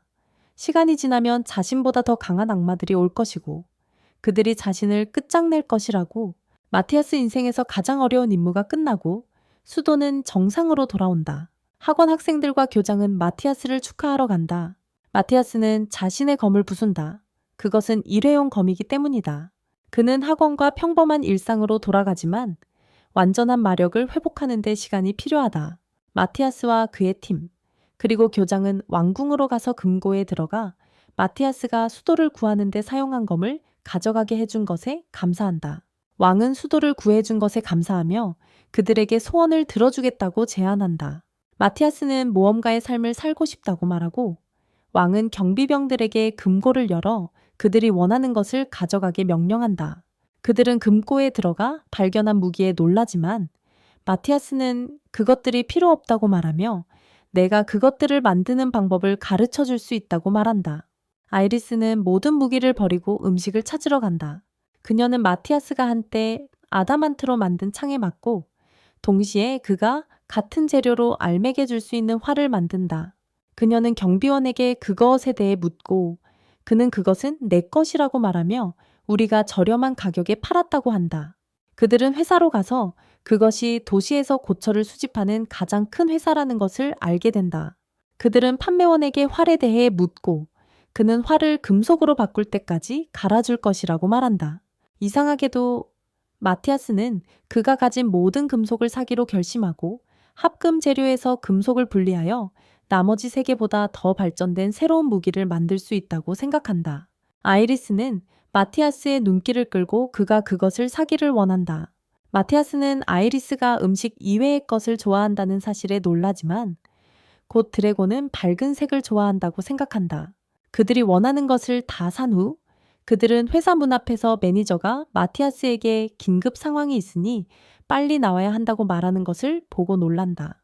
그들은 관리실로 가서 마티아스가 학창시절 첫날에 이긴 기병대 사령관을 만난다. 그는 이틀 전 국경에서 사일 제국이 앞에 있는 목각 인형을 300명의 병력과 함께 공격한다는 보고를 받았다고 말한다. 마티아스는 인형을 시험해보며 그것이 인간의 힘으로 움직인다는 것을 발견한다. 하지만 그 인형의 힘은 한 인간 전체를 희생하지 않고는 작동시킬 수 없을 만큼 강하지 않다. 그러나 그 인형은 일부 인간의 영혼을 훔쳐서 작동한다. 그리고 그런 일을 할 수 있는 사람은 반드시 악마여야 한다. 상사는 그에게 사일 제국이 악마의 통제해 있다고 확신하는지 묻는다. 마티아스는 인간들이 서로 싸우는 이유는 서로의 힘을 약화시키기 위해서라고 확실히 답한다. 악마는 그들 중 한 명을 통제하고 있어야 하며 이것이 그의 주요 전략 중 하나다. 그리고 움직이기 전에 기사 사령관은 그에게 왕국과 인류를 구하고 문제를 해결할 때까지 함께 서 있어 달라고 부탁한다. 마티아스와 그의 팀은 사일 제국으로 임무를 떠나고 감독은 네 번째 비행대가 준비되는 대로 그들을 그곳으로 데려다 줄 것이라고 알린다. 마티아스는 죽기 전 자디아가 자신에게 했던 말을 떠올린다. 자디아는 자신보다 더 강력한 다른 악마들이 그를 공격할 것이며 그들이 세상을 파괴하려는 계획을 성공시키지 못하도록 준비해야 한다고 말했다.